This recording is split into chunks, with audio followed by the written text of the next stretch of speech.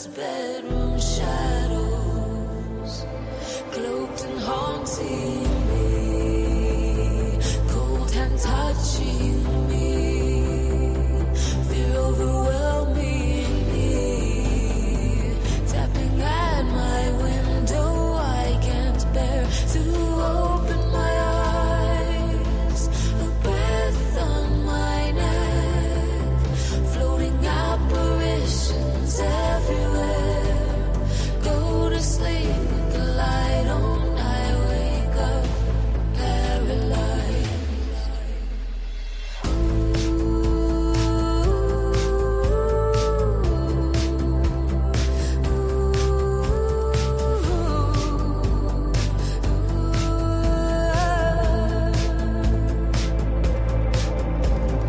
Ghostly apparition hovering over me, asking what it wants to know. I'm shaking now, it calls out my name, cloaked and haunting me, cold hand touching me, fear overwhelming me, tapping at my window. I can't bear to open my eyes, a breath on my neck, floating apparitions everywhere. Go to sleep with the light on, I wake up paralyzed.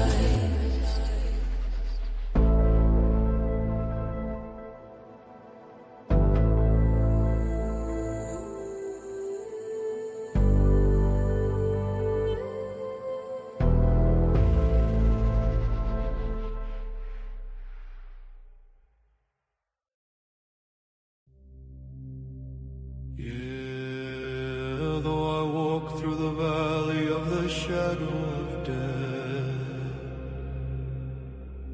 a good shepherd is he, the one that guides me. Though in darkness I find myself alone, I lack nothing, for my God above me his throne. All his love he has shown. Though in darkness I walk alone, in a world so cold, this is my life, above me his throne.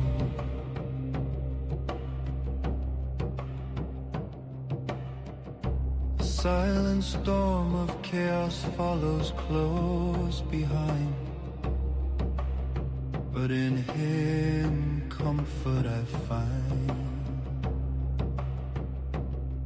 I find still waters flow gently, reminding me in him I find safety. Though in darkness I walk alone, in a world so cold, this is my life, above me his throne.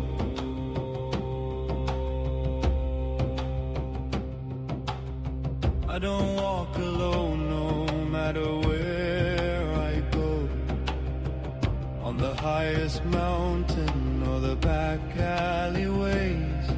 The Lord with me he stays. He restores my soul, renewed, unbroken, his righteousness spoken. Though in darkness I walk alone, in a world so cold, this is my life, above me his throne.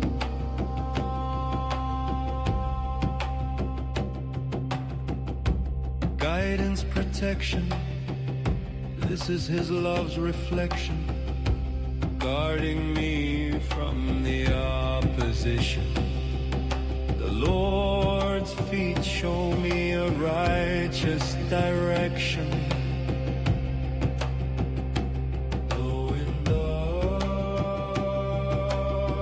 I walk alone, in a world so cold, this is my life above me, his throne.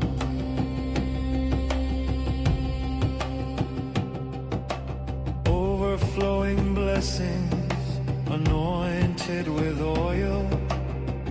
The Lord protects my soul from eternal turmoil.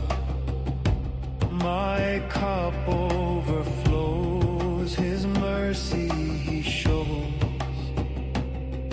abundance he sows. Though in darkness I walk alone, in a world so cold, this is my life above me, his throne.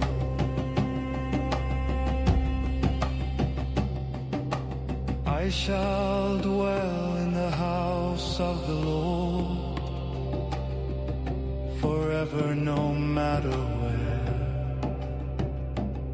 For the Lord's goodness and mercy are in me, a faithful love entirely. Though in darkness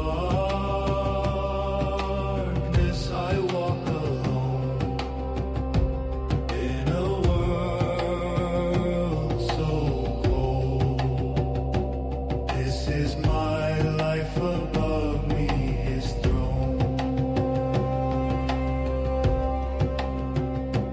I will fear no evil, for thou art with me. I will fear no evil, for thou art with me. Thou art with me. Kyrie eleison. Kyrie eleison. Kyrie eleison.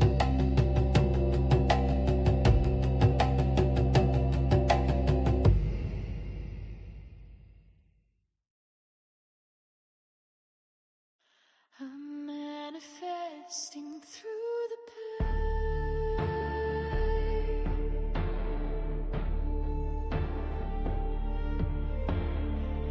I reach for you like a fading ghost, like a vapor of smoke. You look back but didn't see me. One day you'll notice something missing.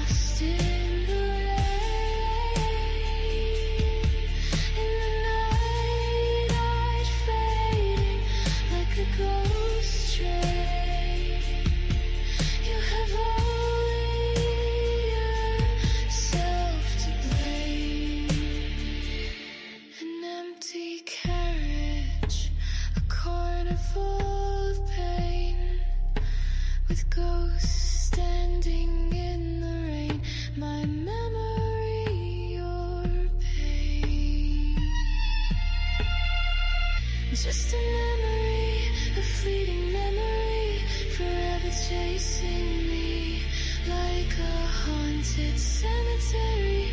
Forever you'll be missing me. I'm manifesting through the pain. In darkness, you'll scream my name, but no one will hear. It's just you and your fear. I'll never be near. You'll imagine me, my hands touching, my ghost dancing. Looking into my eyes, you'll see all your lies. You'll remember all the tears I cried. Just a memory, a fleeting memory, forever chasing me like a haunted cemetery. Forever you'll be missing me. Just a memory, a fleeting memory, forever chasing me like a haunted cemetery. Forever you'll be missing me.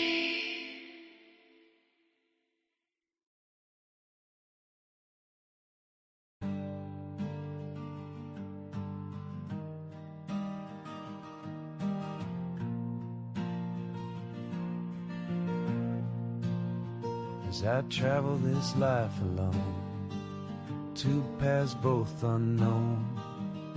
For what already has this life shown. The first step I diverged from normalcy. No paper cut out life for me.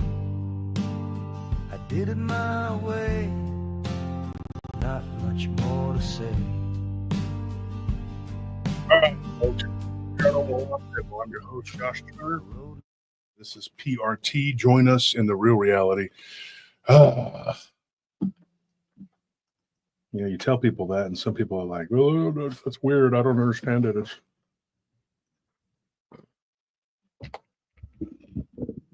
It's the real reality, folks. I want to say hi. Is the camera on us? No, How is it? Okay, here we go. Hey everyone. What's up, everyone? Where's my tiny hands at? Here we go. I haven't treated y'all to the tiny hand for a little bit. That's not his real hand, by the way, just so you know. No, it's my real hand. Right here. I mean, like, how could this be? Why would I go on the internet and tell lies? Like, why would anyone do that? That's ridiculous. Look Yeah, at how it I'm matches his skin I'm from color. Oklahoma. Whatever you say whatever's said on the internet, you know it's true. Otherwise, it's just like TV. It wouldn't be on TV if it wasn't true. It wouldn't be on the internet if it wasn't true either. So this is my real hand right here. There's nothing wrong with it. Very obviously. Huh? Very obviously. Yeah, Matches your skin obviously. color and everything. Yeah, see? I'd be careful holding it up. Matches my face. See? Wow. And there you have it, folks. You heard it here first.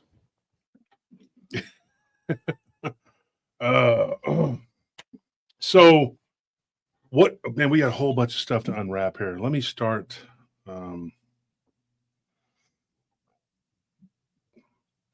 Reading some of the comments here.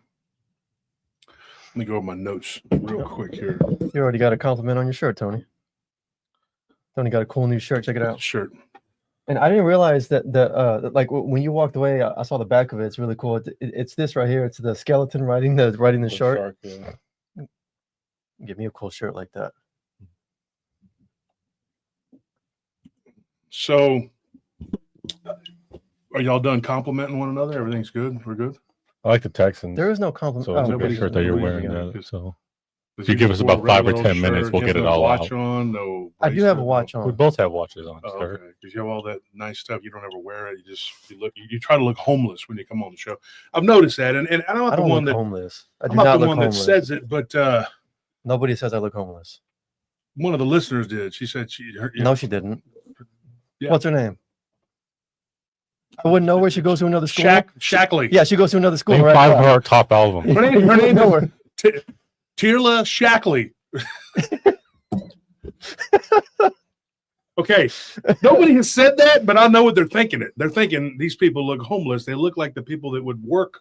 So you're invading the minds of our I listeners picked now. you up from Home Depot to come be my co-host. That's what they're thinking. So like the one thing they have their mind, you're taking that from them. Okay, Now. just because that's true. Using that doesn't mean they witchcraft. know that. Improve To get their inside their mind. head. The witchcraft, right? Yeah. That's what we're doing. We're all doing the. Somebody said Yeah. my hands. What was it? The hands. Yeah. Here's the thing about this. When you talk about people's minds, I am improving their minds and their ability to understand things. So you know, don't destroy that for them by being the way you are. Don't do that. I'm not being like anything. I'm just here, man. Yeah. Actually, we do need some prayers. Obviously, we need some prayers. Everybody could pray for Nellie. That would for her to healing. We're not going to talk about it right now until we know more. And they're doing a lot of stuff, and I'm not gonna. We're gonna. Nellie's a private person to begin with. She doesn't want like everybody knowing everything, you know, about her health or whatever. And she's had a lot to deal with of the last couple of years because of this thing that's been going on with these people. And I'm not going to mention these people. They're already in their own crap. They did some other stupid crap with some other people, and that's what they do. So I don't need to be involved with these people. But her having to go through what she's gone through the last couple of years has been horrible. To have to step up and defend me and all of us the way she did. Paul, yeah, I'm going to post it right there. But, you know, so she's had to step up and defend me. And now I'm having to, you know, do a lot of work on our job, you know, the job we have. And so it's just, I have been slammed with work, and I have had to take on a boatload of problems. And she's not the only person in our family that's had some issues as of late. So if you could, you know, send some prayers up for our family, just in general, we've had some stuff happen. What am I trying to say here? And now these two have been getting sick. They're getting sick today. I hope you guys don't get super sick. I don't know what's going on, but I don't want to get it, and I don't want anybody else to have to get it. But I want you guys to be well. So everybody woke up today, pressure in their head, feeling sick, feeling like they weren't, you know. So naturally, I go to the gym and work out for 2 hours. Of course. That fixes it. It fixes it. And then I realized Anthony's like run down after the work. I'm like, what's wrong with you? He's like, I feel sick. You know, then he went home and got the chills. I'm like, oh, that's great. So just break your body down, because when you lift, you break your body down. And I dare say, when I lived, I do it probably more than most people. You know, the average person doesn't know what a workout is. You know, I'll show you what a workout is. You know, they made that meme for me. If he dies, he dies. You know, when somebody works out with me, you know. The cosplayer from Kentucky, he tried to do my work. Couldn't even do a quarter of what I did, and thought he was going to die. I thought he was going to have to rush to the hospital. No, I mean, let's be honest. He did a light version of my workout, which is just an extremely light version of your workout. Very weak people. I mean, they're very weak people, but not people from Kentucky. I'm just talking about that. But here's the thing. Tonight's stories, and it looks like we're going to hit 300 pretty quick here. We literally have to peel I don't know how to start this. It's like we got to peel it back like an onion. We started off with thank you to everybody who's donating here. Who all donated? Yeah, Slim Joe Jimmy. Two Pops. Slim Jimmy, Joe Two Pops. It's like a mobster name. Joe Two Pops. Joey Two Pops. I like Joe's. Joey Two Pops and his brother Frankie Hotz. Who else we got? Okay, yeah. So those two. Thank you to those guys for donating. I thought there was a third person, but also if your name is not in green, I see a lot of people's names aren't in green. Get them in green, because the members only Thursday show. The Thursday show is the members only show, and you get your name in green. Go join up. Lolo donated. Thank you.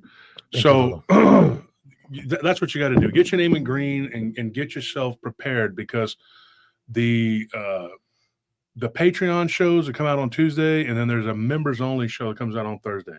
Members only show is just get your name in green. That's it, and you got access. We did that last episode that we did was the one in green. Let me take a look at this real quick. Make sure I know what I'm talking about. Yeah, the last one was the Grandpa was a werewolf. That's the members only episode. Mm-hmm.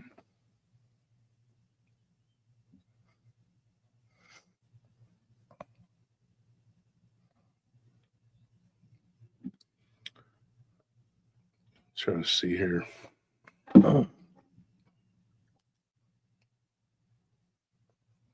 So, just so you know, the Patreon show that we did it was called the Xian, Xian. That was the Immortals, and the Chinese hunt for the Immortals. That show is not going to show up. People were asking me about that show. That show is not on it's not going to show up. Tell them how it works. So, because that show is a Patreon show, we uploaded that show as something called unlisted, which means that if you go to our channel, you're not going to be able to see that show. But if it's a members only episode, then you'll see it on the channel because we uploaded it to YouTube as members only. But for the Patreon, we have to upload them to YouTube as unlisted, which means that it doesn't appear on our channel, but you can watch it if you have the link. So we post that link for our Patreon members. So if you go to Patreon, even if you're not a member, you'll see the post on our Patreon page. And if you're a member, you can click on it and you can watch the episode. If you're not, it's going to have like a little padlock sign on it. That means it's locked, and it's going to have a button below that says join. So you can become a member and get access to the Patreon only episodes that way. Mm-hmm. But like I said, there's two things going on. There's the Patreon only episodes, and then there's the members only episodes. So those are two like podcast episodes that are uploaded two different ways. One of them you only find on Patreon. The other one you only find on our YouTube channel by becoming a member. Mm-hmm. And if it was up to us, we just have one deal for all of it. But YouTube makes that members only thing. Yeah. So we have to abide by it and deal with it. It's there. And the first time I saw it, people just started their names started popping up in green, and I'm like, "What is that?" Because we never did a paywall. Yeah. So for 6 years, we never did a paywall. It's been over 6 years, 6 years and a few months. And then we just decided to do a paywall. And of course, a bunch of people cussed me out like I did some horrible thing. Well, it's been 6 years, over 300 podcast episodes, and over 400 live streams of like free stuff. So that's that. Paul, I have a question for you. Did we meet this guy was that the guy we met at the Venezuelan place? Yeah. Yeah, That's him? I'm pretty sure. I'm like 90% sure that's why him. I'm asking Paul if I met you before in person, because some of the people I've met in person, most of them I have not. But I thought I met you in person. I know there's a few people in here I've met. There's a couple nurses, one of them from Round Rock that comes on the show. I was wrong. We never met in person. So that's not him. Could have sworn that was him, dude. I thought it was him. But he was a Greek dude. Yeah, too. yeah, he was a Greek guy. But he was pretty cool. You know what? He was from Australia though, wasn't he? Yeah, but I think ethnically he was Greek. Mm-hmm. Because I think he has a Greek name on YouTube too. I could have sworn. I thought his name was Paul too. But so anyway, there's been many people I've met over the years who watch the show, and some comment, some don't. But if you get your name in green, or if somebody wants to be nice and buy memberships, for people and put their name in green, you won't regret it. Yeah, people really appreciate that whenever y'all buy the memberships. Yeah, and it helps people to get a membership, and then when they get a feel for it and they start to be able to watch those members only shows,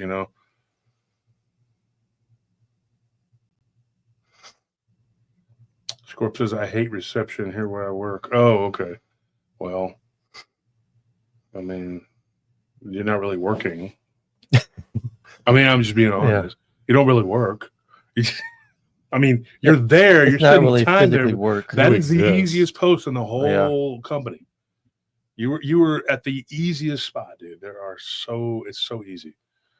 Yes, PRT hoodies are in stock. You can go to the store, Bernard. We're not going to start doing the giveaways for PRT hoodies until probably October. Yeah. So you can wait around until probably mid-October, or you can go get you one at the PRT store.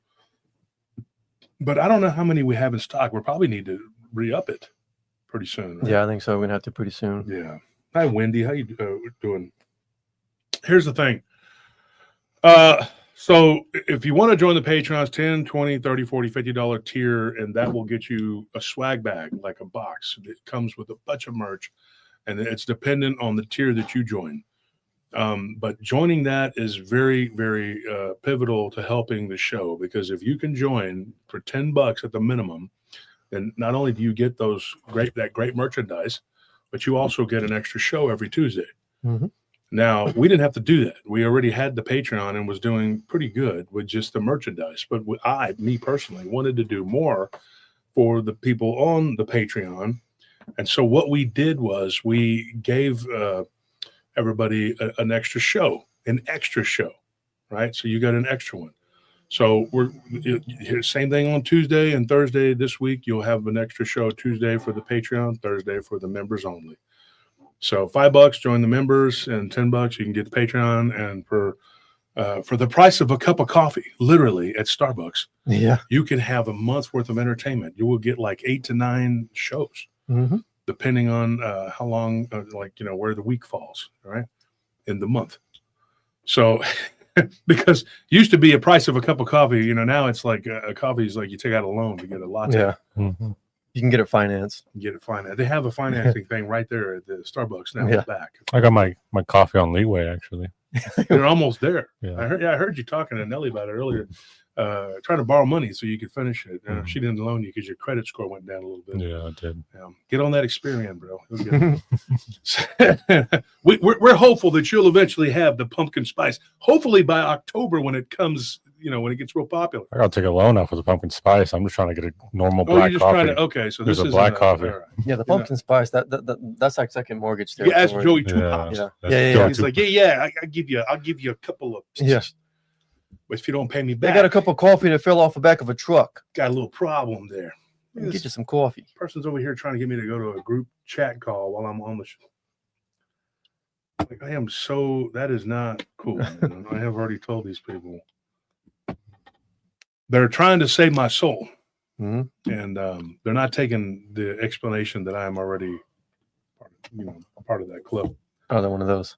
Yeah, they just keep on trying to, I don't know what it is. Some kind of weird group I joined on accident. I don't even know how. Somebody sent me a thing, hey, like this or whatever. So I liked it, and now they're worse than the warranty Jehovah's people. Witness.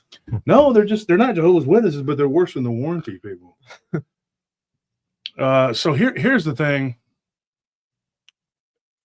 I talked to a guy. Let's start with this because there's a lot to unwrap here.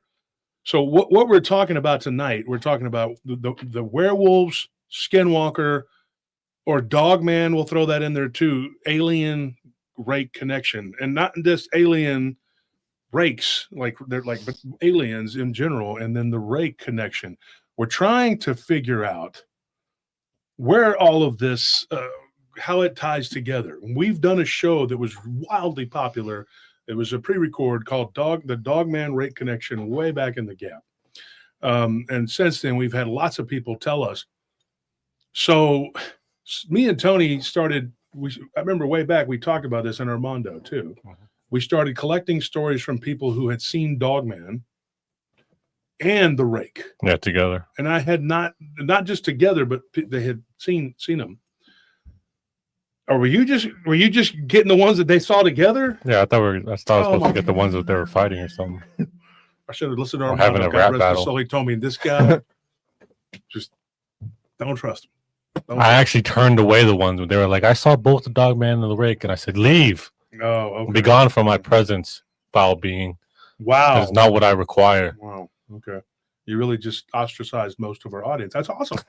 That's incredible. Kind of like when you put stories in the wrong folders. I don't do that. That's not me. You've never seen me do it. Have you ever seen me and the person who did it in the same room? I don't think so. You've practically admitted it on the show, so let's not even try. That wasn't me either. That was more like. Does this look like an honest man? Let me see if I can get the camera over there. There it is. Go ahead, say it again. I didn't do it. Exactly. There you go. It's so. If you put the stories in the right order, then I don't open up a folder and there's like nothing in there. And then if you with like 2 or 3, weird things, and then you go into a folder that shouldn't, you know, and you have all kinds of other stuff. Like I found a folder that had 3 giant spider stories. You know what that folder was labeled? Could have been anything. New Orleans vampires. That makes sense. Oh, because giant spiders are vampires Yeah, in a definitely. sense. The in a blood sense? suckers or suckers of Yeah. some sort. That's kind of how it goes, though. You know, and so you just got to untangle it. You got to keep pulling, keep going. Orm, what's up, Orm? We were talking about you the other day. We wondered what happened to you. We thought maybe you didn't like us no more. We were like, well, Orm ain't around no more. I guess he's against us. We're preparing our plans to go to war with you because that's how we are here at PRT. Anybody that doesn't come around, we just decide to attack them. So our enemies said you're going to get attacked by PRT, but don't be friends with them because the minute that they don't remember you, they're going to destroy you. I wish I had that kind of power. We're getting ready to cast you into the gorge of eternal peril. You're like Dr. Doom. What was his name? Latveria. We figured out where he was from. Yeah. Me and Tony were trying to, because that guy from Lithuania, Tony goes, that's where what's his name? That's Latvia. No, it's not. It's Latveria. It's a fake country. But that V. yeah, we were trying to figure it out. So here's what you got. You got to understand. With this story here, there was a group that I was in a while back, and I couldn't find that group. I don't know if it's still around. It was called Kentucky Monsters or Kentucky Bigfoot. I don't remember the name of it. It was Kentucky something, and I met a guy in there whose handle was Kentucky James. That was his handle. And that was about 4 years ago. This was in 2021. And I made friends with this guy, and it was at the middle of when everybody was inside all the time, you know. And he said, well, I like to go out into the LBL, and I like to go and explore and do this and that, but I also go to all these other state parks. He had gone to Smoky Mountain National Park. He'd done all these different things. And he told me, and because he was on there telling a story, and he got attacked, of course, because we were in another group. And I told him, there's this one group, and I'm not going to mention the name of it, and they pretend like they are into the physical Bigfoot. I don't think they even believe in that. It's really a nest of vipers. And what you do is if you fall into that group, they jump on you. And so a few of our members have made the mistake over the years of going into that group. And Nellie did that one day. And boy, it started up so we handled business. And I was like, you're not going to talk to my wife like that. She did not know. Somebody sent her an invite. She took it. And so this guy, he was in that group and he was telling me. So some of these people had followed us into that Kentucky, I think it was called Smoky Mountain Bigfoot or something like that. But he was in this group. His handle was called Kentucky James. I remember that. Kentucky James something like 74 or 70, something like that. And his account had gotten taken down, but then he messaged me one day, and so I know his last name. I know that, but I can't. Dang it! So I can't. I don't want to say his name on here, but I haven't talked to him in a while. But he gave me some information, and then through him, I met another guy who his name is Kenneth. I'll call him KG, not Ken Gerhard, but another guy. Whose initials are that. And this guy claimed he was in the military. All right. Now, James also, his brother, not his brother, but he calls this guy his brother. He's like, I've known him my whole life. I talked to him and I talked to this other guy, KG. Now, if you're out there, James, and you're listening, and we tried to look you up earlier. We couldn't find, I think I might have found you, but I'm not 100%. So I might have sent messages to 2 or 3 people that are going to think I'm crazy. They're going to be like, who the hell is it? Why the heck are you talking to me about Bigfoot? What is that, you guy? It just, some guys just sitting in the Burger King drive-thru like, who is this Bigfoot? What is? Anyway, so this guy, these 2 guys claimed that they were at 2 different bases, military bases. And I probably shouldn't even say the names of them, but I mean, it doesn't matter. Let's just say one of them is in Missouri and the other one is on the Kentucky-Tennessee border. That particular base right there has had a ton of weird stuff happen. Now, I don't think it's on the level of Dulce, or Area 51, but it is for the Army. It is pretty, there's a lot of stuff that has gone on there. And I'll just say this. It's Fort, starts with a C. You go look it up, whatever. I don't want my algorithms getting more jacked up than they already are. Because when you talk too much truth, they don't like it. They come at you. You can't get it on you. You want that truth on you. Yeah. You don't want it on you. You don't want it on you. Says here, I knew a Sri Lankan guy. What is this, Jen? You know this guy? She says he knows a Sri Lankan guy. This guy's not Sri Lankan. At least I don't think he is. So I talked to Kentucky James, and this guy has his, like, literally, when it comes to the eastern side of the United States, when it comes to cryptids, Bigfoot and Dogman in particular, this guy knew a lot of people. And he knew a couple people out of Dogman, what's it called? The group Dogman Believers. Started talking with him, this particular guy, and he's a mutual of mine, Jody's, and Nick Valenti's, this particular guy. He knew Kentucky James, and he vouched for him. And he told me, he says, that guy, he knows a lot of people. And he doesn't usually give out his real name. I got his real name only because when he called me and we had a conversation, it showed up on the caller ID. Yeah. But I told him, he says, I don't care. He goes, I trust you. I know you're not going to go, you say, you don't throw people's names out there, like a lot of people will. They'll just run and immediately go do that. So that's nice that he trusted me. But we talked, and I'd say we talked about last fall. The last time I talked was probably not fall. It was probably no, it wasn't. It couldn't have been. It was on my birthday of last year. And he wished me a happy birthday. And then his Facebook went down. And then I found him on Instagram, and then we started talking again. So he is around. I know you're around. I know he's not an avid listener of my show. But he listens, sometimes he'll tune in. But anyway, I personally think the guy's credible. One of the things he told me was this. This is interesting. Now, you got to understand something. We're going to take a trip into this guy's mind, right? Remember, this is not my opinions, my views. This is a guy named James, Kentucky James, what he called himself, who told me these things. And this is what he says he believes is true. So if you stop and go, well, this guy said this and this guy said that, that's on this guy, okay? And he gave me permission to retell these encounters, whatever. Never gave me his last name in person, so I'm going to assume that's probably off limits.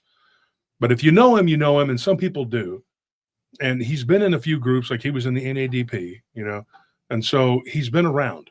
And I don't believe he's a misinformation agent. Somebody accused him of that when we were in, I think it was me and Abe, and when we got attacked by that other fool. I'm not going to say his name. He's this guy deceased or whatever, but he said a bunch of crap.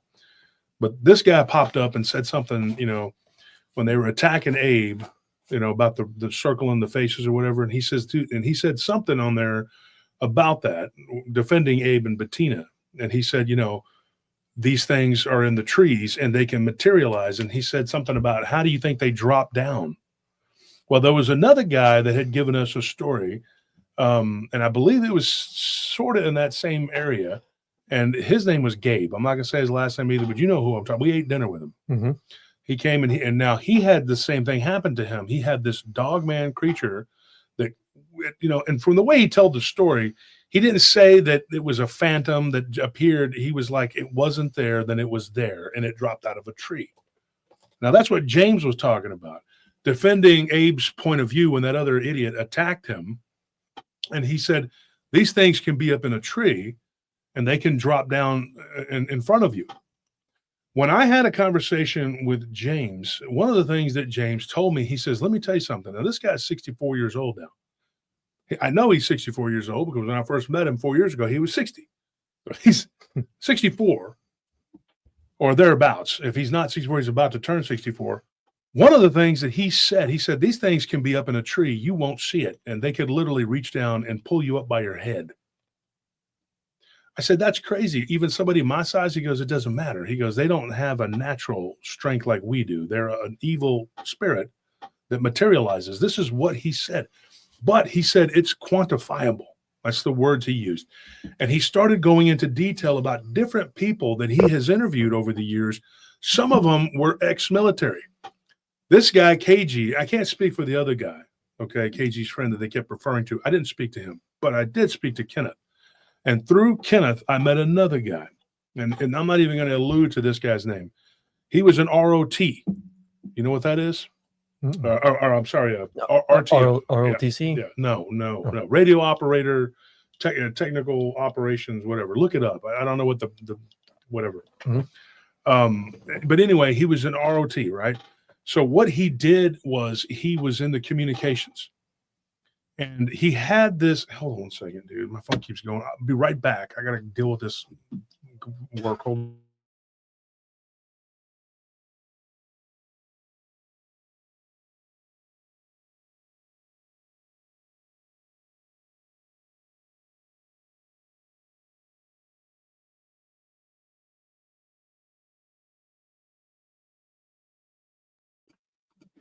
Sorry about that, folks. Anyways, where were we at? Like I was getting calls while you were talking about the guy. The RTO. Okay, so the guy's a radio technical operator, whatever, radio technical operator. He's an RTO.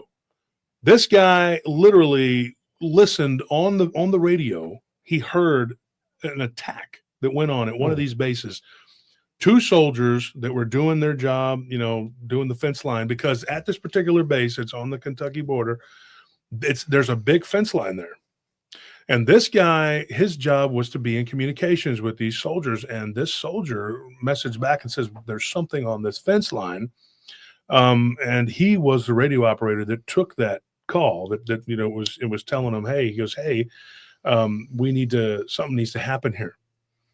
We need to send some people over here because there is this giant creature. It's hairy and it is tearing through the fence and it has a deer in tow.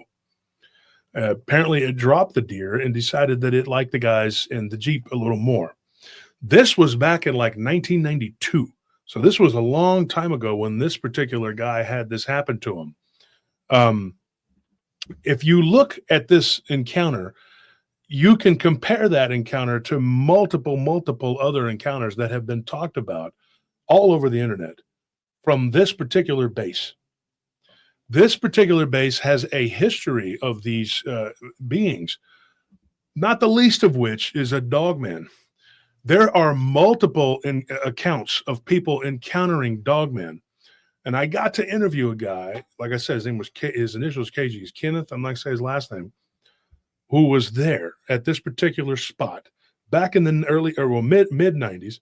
I believe it was 1995 when he said that this happened to him. But here's the funny thing about it. He was at another base the year before in Missouri. And at that base, before we get into what happened to him in 1995, he encountered something at that base in 1994 with 4 other guys from his unit that looked like a pale crawler. And we've talked about this before, a rake, if you want to call it that. They were doing their job. I'm not going to say a whole bunch about what it was, but they were out doing what they were supposed to be doing. Middle of the night, they encountered this thing up in a tree. And what it was is somebody said that they saw the tree swaying back and forth. There was no wind. It literally is one of the most miserable bases you could ever be on. It is really not a good place. It is full of mosquitoes that are the size of my fist. And I'm telling you right now, it is hot and humid and nasty, especially in the summertime. Ugh. This thing the tree was swaying back and forth, right? They got called out there because there was a breach in their perimeter. They spotted something on the camera that they couldn't explain, but it looked like a blur. It didn't look like this thing that they saw, but they knew something was there. So they were out there and they all got together and they went and they did their job. That was their job, to go and check. And this thing jumped from one tree to the next. When they saw this thing jump, they said this, the description of it from all but one guy who did not see it because he was driving. They said that this thing looked like a slender white monkey, hairless monkey, or maybe really, really short hair. It had a tail, but the head was really weird. One of them used night vision, and another one was using, different technology, right? And they both got a really good look at this thing. The face on this thing.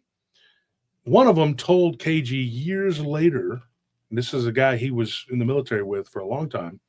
He said when that Ultron movie came out about the Avengers. He said, dude, it's the face of this thing. He said it kind of looked like that, but not totally. So when he looked up the Ultron character Mhm.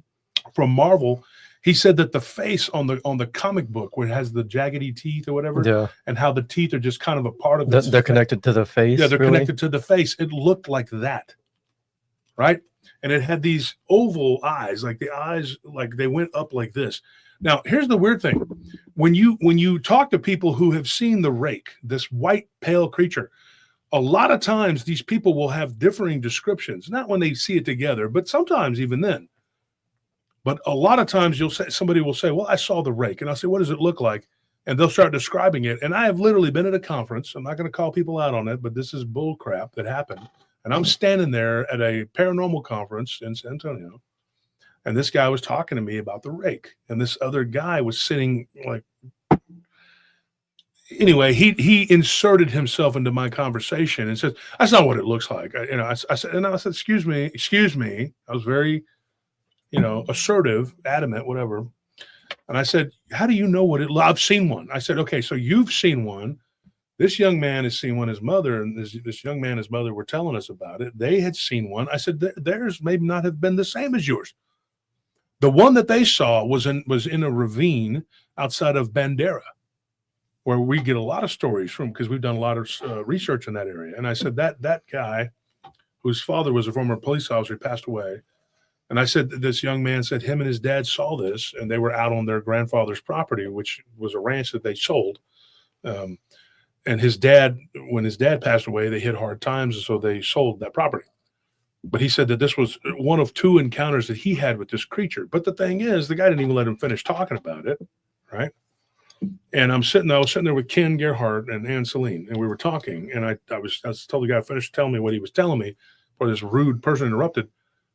And then, Tex, I think Tex was over there too, because like we were all kind of there talking. And I said, this guy just, like, okay, you saw it too, but you're telling this young guy that he didn't see it. Well, that guy said, "Look, I didn't even get to finish." He said, "I saw it twice, 2 different occasions, 6 years apart. It looked like 2 different things." But he said, "I got this overall feeling, kind of a feeling." Sometimes with the dogman phenomena, people will say that they feel something. Like there's this thought process that's happening that they explain it to you, but then there is this feeling that they get too that kind of goes along with it, but kind of takes on a life of its own. Mhm. It's like an intuition or something. Well, if you know, it's kind of like if you see something and you are analyzing it with your mind, but your spirit, let's put it that way, your spirit is tugging at you saying there's something evil about this thing. Mhm. It's in a way where, like, if I'm really close to a bull, I get nervous especially if I don't know the bull. Even in bulls I do know that I've been raised with, you get a little nervous. Or even a dog that's somebody that you go to somebody's house and the dog knows you very well. I was a dog handler, so I know how I've raised trained a lot of dogs. You get kind of a feeling of nervousness, but you got to get rid of it. You know what I mean? Yeah. But then it's different, because when I saw what I saw when I was 15, and this is where it comes, that experience helps, it comes into play. I got the nervous, scared, terrified feel, whatever it is. But I got this, that was like an intelligence, right? I got a feeling from this thing that was emanating from it, that it was evil. Not only was it like evil, but it was like satanic or demonic, something that was a hatred that came off of this thing. Like it didn't want to just eat us. I don't care what anybody says. They have these peaceful encounters, my ass, whatever. You're not connected. Mind, body, spirit connection isn't there. Maybe you did, maybe you don't. I don't know. But for me, when people say, "Well, yeah, it was great. I had a good time encountering it," I just automatically don't. I just can't with the thousands of people who've said that they've had the same feeling. And then there's a handful that said, "Oh, yeah, no, it was great." Maybe you're an NPC. I don't know. Or maybe you're just in that 1 percentile that feels comfortable around Satan. I don't know. That's on you. But anyway, this, many people are going to get upset with what I said. I don't care. I stand by it. This thing was giving off a feeling to me like it hated us. Like it was there. Mhm. Humans were something that it despised. It was like an evil feeling. That's the part. And I know we're all over the place. I'll bring it in. You get this when you talk to one of my friends was a Ute. Okay. And you know who I'm talking about, Anthony. He was very adamant about these things, skinwalkers, sent to them by the Navajo because he's a Ute, and he was convinced that the ones he had seen around the Ute res were from the Navajo that were trespassing. It was because they had a war and they were still not cool. But he said that these he had his own personal beef with them, like a lot of them. He said the skinwalker gives off this feeling. If it's in the area, you will know it because you will get a feeling of fear that you can't control and that it is evil. He goes, and only the Father, he's talking about God, can ever quell that. He says only being he always talked about being, in equal, like being your everything's equal. Mind, body, spirit is what it is. And being on the level with God, the Father. And he said, and he was a Christian, and he said the only way to do that is through Christ. Now, he said, you will get this fear, and it's something that you have to control because that thing will use it as a homing beacon to come for you. Because if it's on your tail or somebody sends it to you, or it's just there to do havoc to a particular area, it uses that fear. It sends it out like a vibration. Everything is vibration. And he said it hits you in your chest. You feel your neck get hot. Your face, I did feel that feeling, what he's talking about. And he goes, you sweat profusely. He says, and then the thing shows up. And now it's already marinated you in that vibration of fear. And now it's ready to do what it's going to do. And he said that anybody that encounters this thing, he described it to me, my friend who told me this years ago, way back in the 90s, told me this. We were talking about my encounter. He had an encounter with a skinwalker. And he was adamant that that's what it was, but it looked just like what I saw, right? So he said, when I was out there in Utah, he's like, and I was up on this ridge, he goes, and I was hunting, I was stalking an elk. He said that this thing was way, way beyond the boundaries of the res. It was way up there. He said that this thing, he followed it.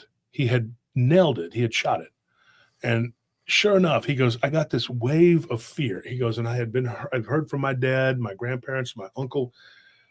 Everybody had told me what it was like to feel the presence of the skinwalker, even though they had not personally seen it. His uncle's best friend, who was in Vietnam, told him there was a fear that he felt only one other time. That was only one other time in Vietnam, through all the battles he was in, that made him feel similar to that. But the skinwalker gave off something else. It wasn't like the Viet Cong ambushing you, where men are just fighting for their lives. And that's a fear. It's a type of fear. He said that this was a fear that you felt like, if this thing kills me, it's going to take me somewhere. Like my soul is going to be stuck. It's a type of fear that, like, if you die, this thing will torment you. Like, it's going to take you. It's going to do things to you. And it gives you that feeling of like, I'm not just afraid in the flesh. I'm afraid in the spirit. You know what I mean? Mm-hmm.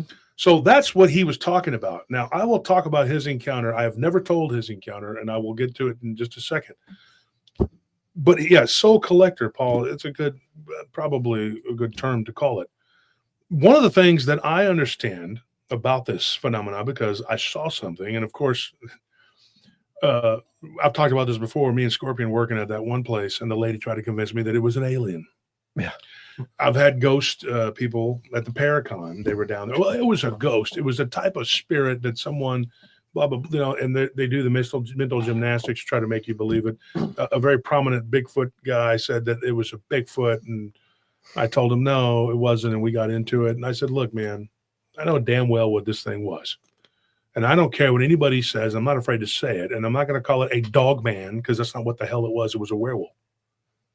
A werewolf. Write it down, put it in a big old, make a big sign about it. I'm on record as saying I saw a werewolf.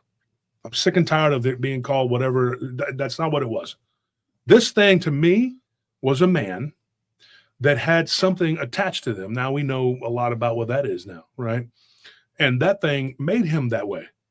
Now, maybe it's like J.C. Johnson said, and this is something that he never told me because I never got to speak to him. But I know a lot of people who he did talk to, including my good friend David Weatherly.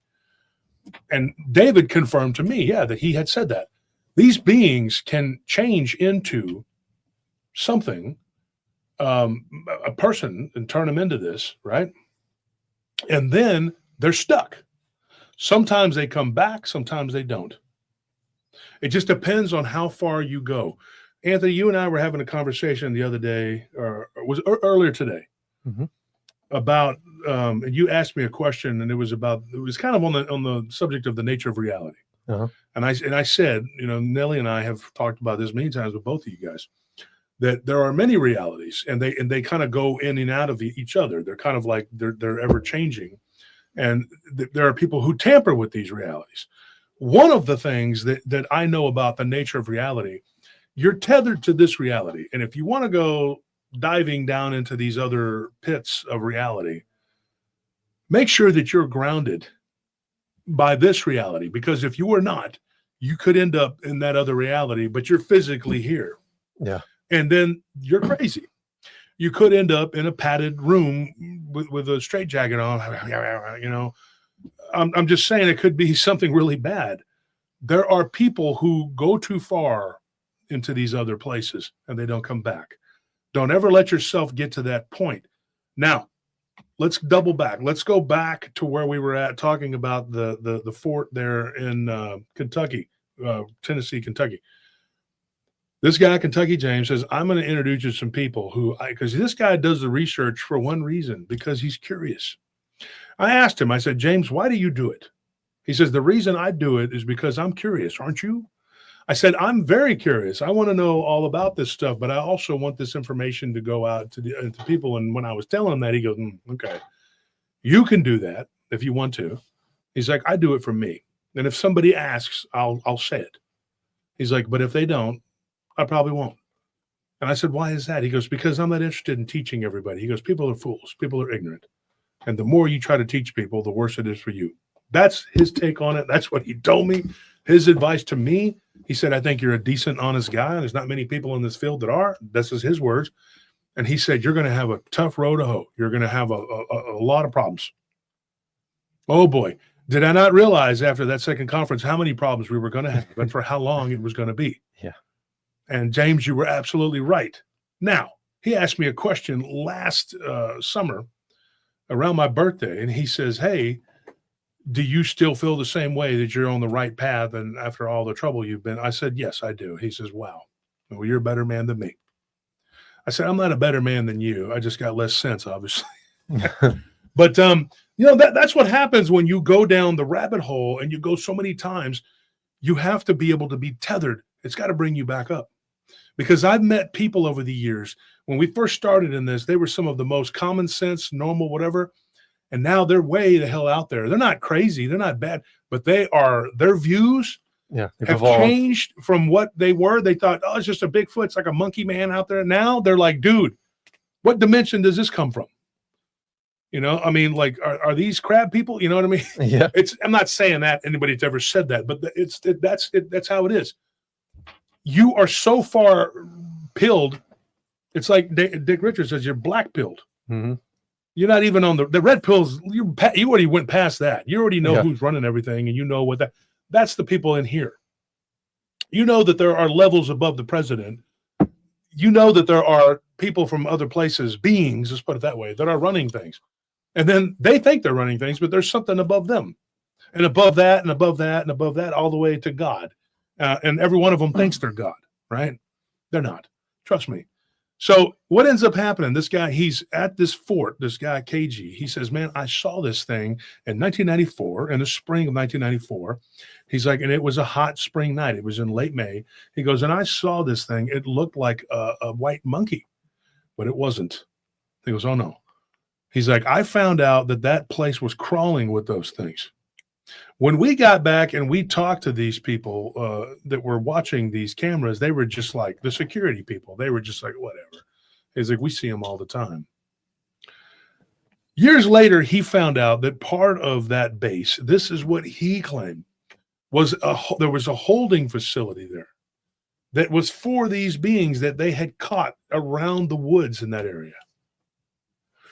The people that lived in that area had claimed for years, and there were some towns in close proximity that said that these things were moving around their town, going all the way back to the 1800s, and their ancestors talked about these things.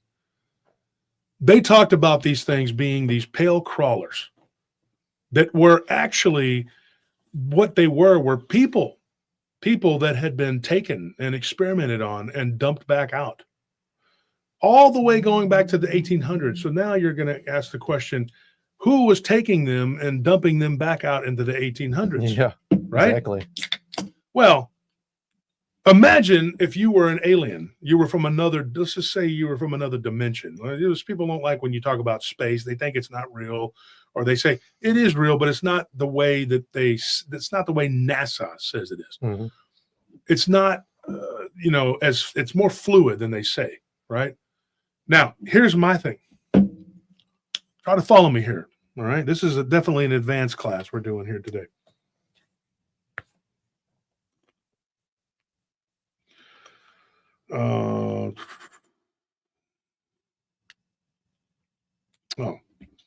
Here, do that.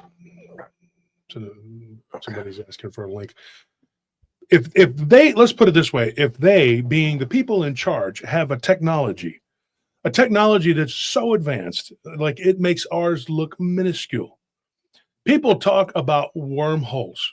Now imagine that is just a little pinprick into our, like you have this blackness, this darkness, and you got to pierce it, the veil, right? You just a little pinprick, make a little wormhole where we can go through. That is nothing compared to what could potentially be a gate or a doorway. And even that is nothing. All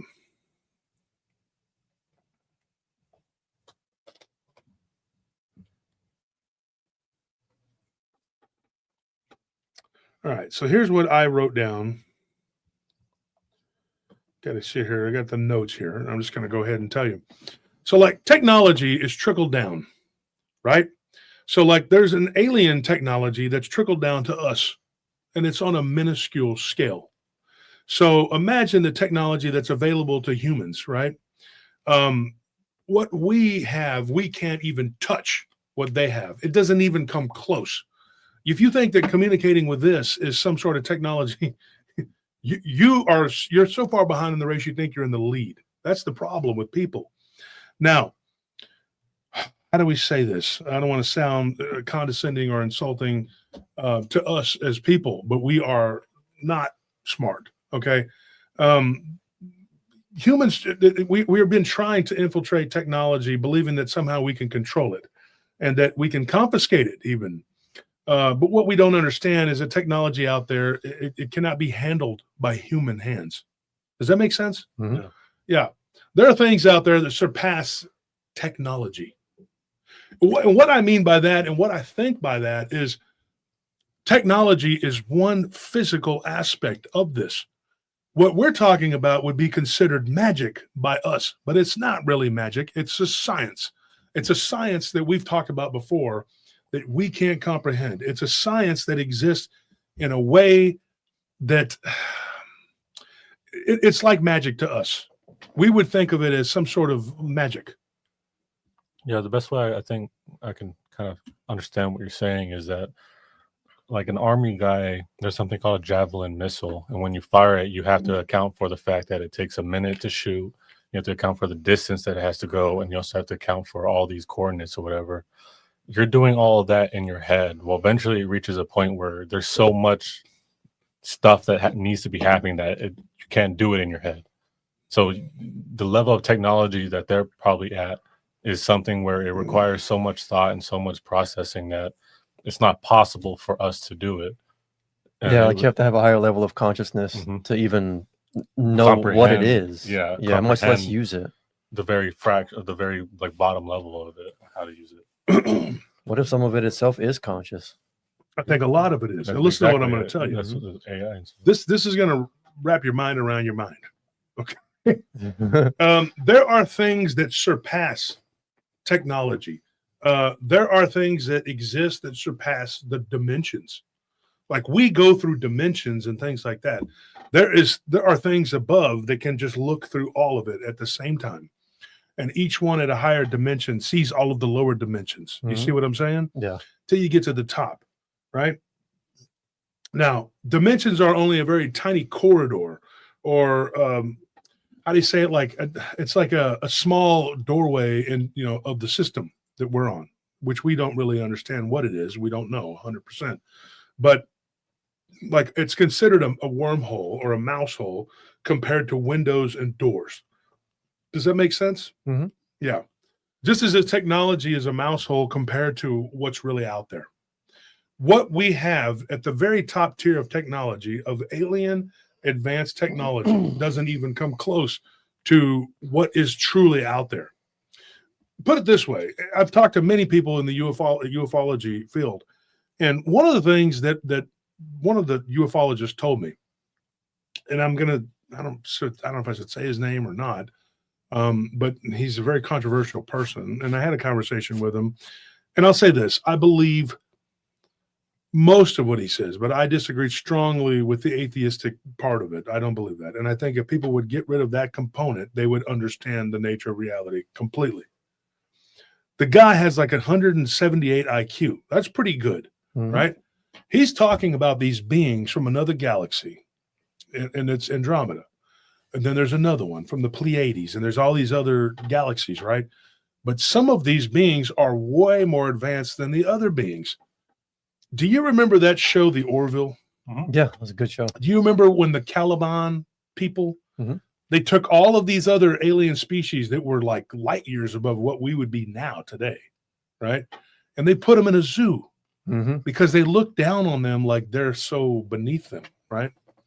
So the Caliban were these like red type beings. I don't like Star Trek or anything like that, but Orville was good though. They're like the big Orville red was head. very good. Yeah. They had the big bald red heads. They were in advance. That's what I'm talking about. Somebody that's to that level.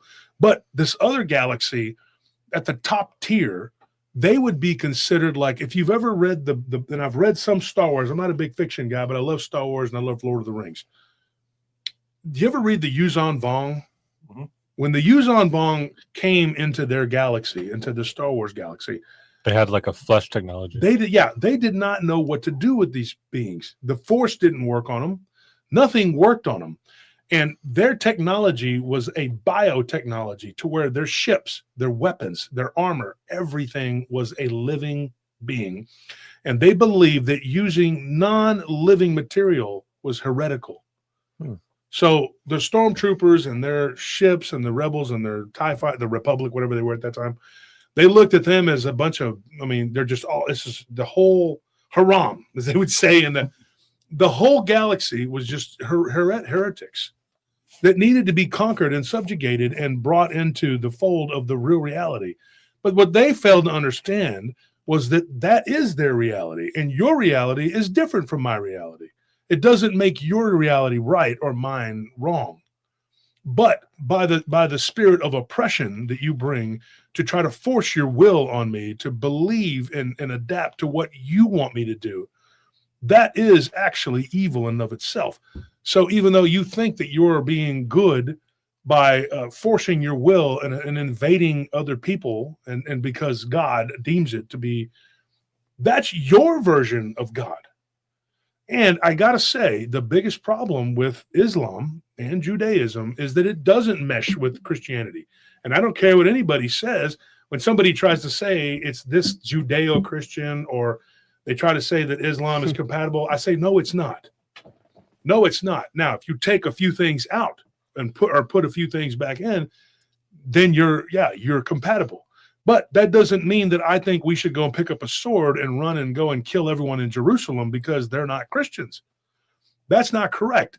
But in essence, that's what a lot of these beings and people do. So let's take it back to this. Jackie Hall says, I feel that werewolves are made by another werewolf, possibly. But I think Dogman is possibly created genetically by man or aliens. The Anunnaki, the Watchers, the Fallen.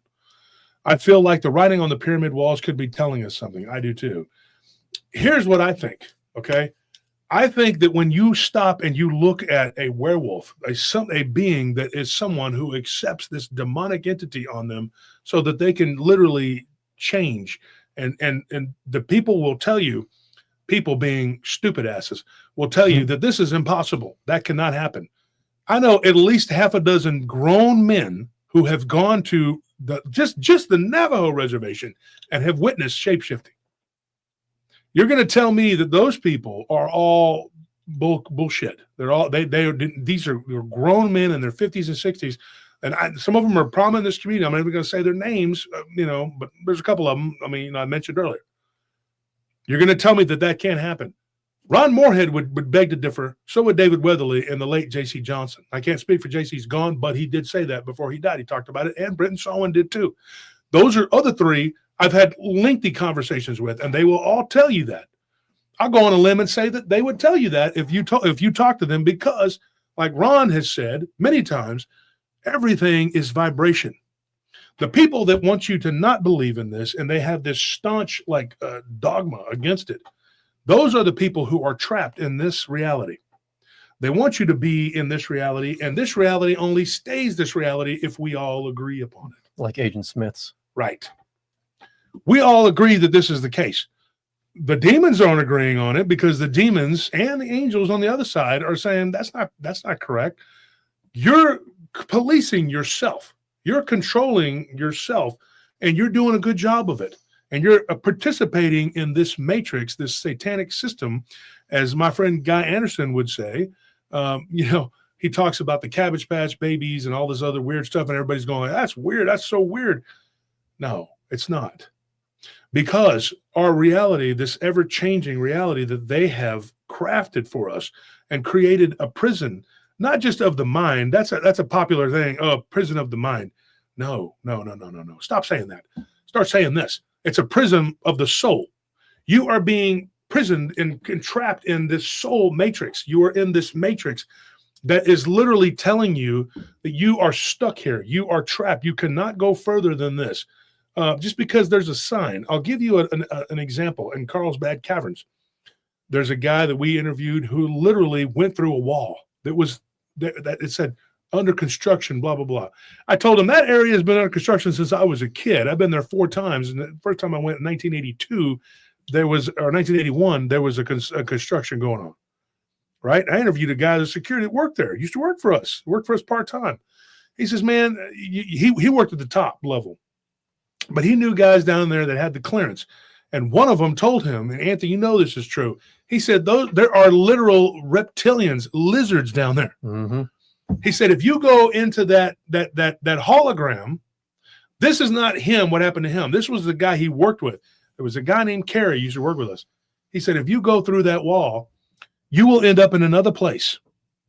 And it will shock you because you will be met with force by what look like lizards. When he told us this was back in 2010.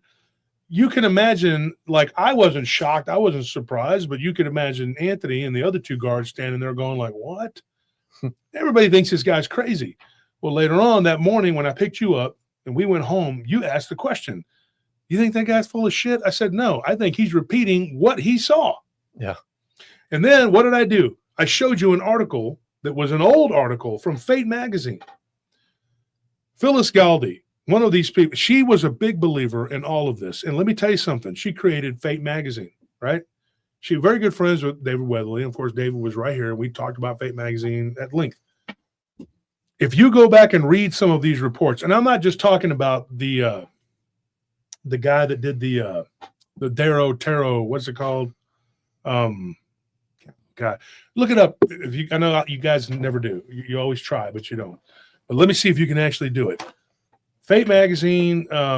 There's a whole series of them about the Darrow Tarot, and I forgot what it's called. If anybody in the audience could help me out here, we can move it along. But that's what I'm talking about, and it's talking about this.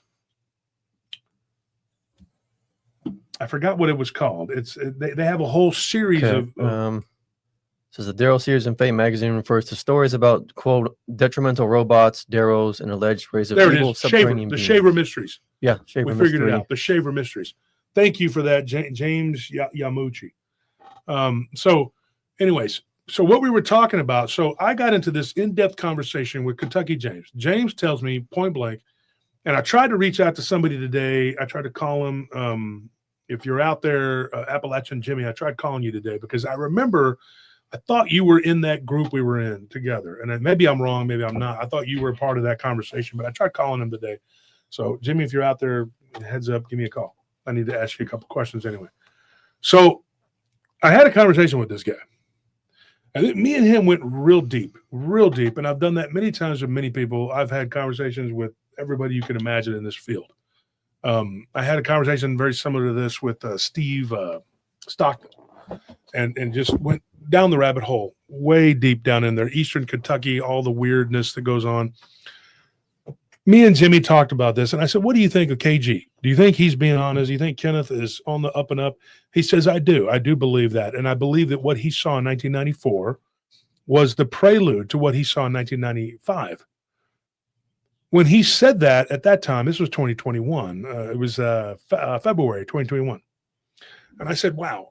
I said, so you're telling me that what he saw led up to what he saw at the other base? And he says, let me tell you something. When people see these things, he's like, that's the beginning, right?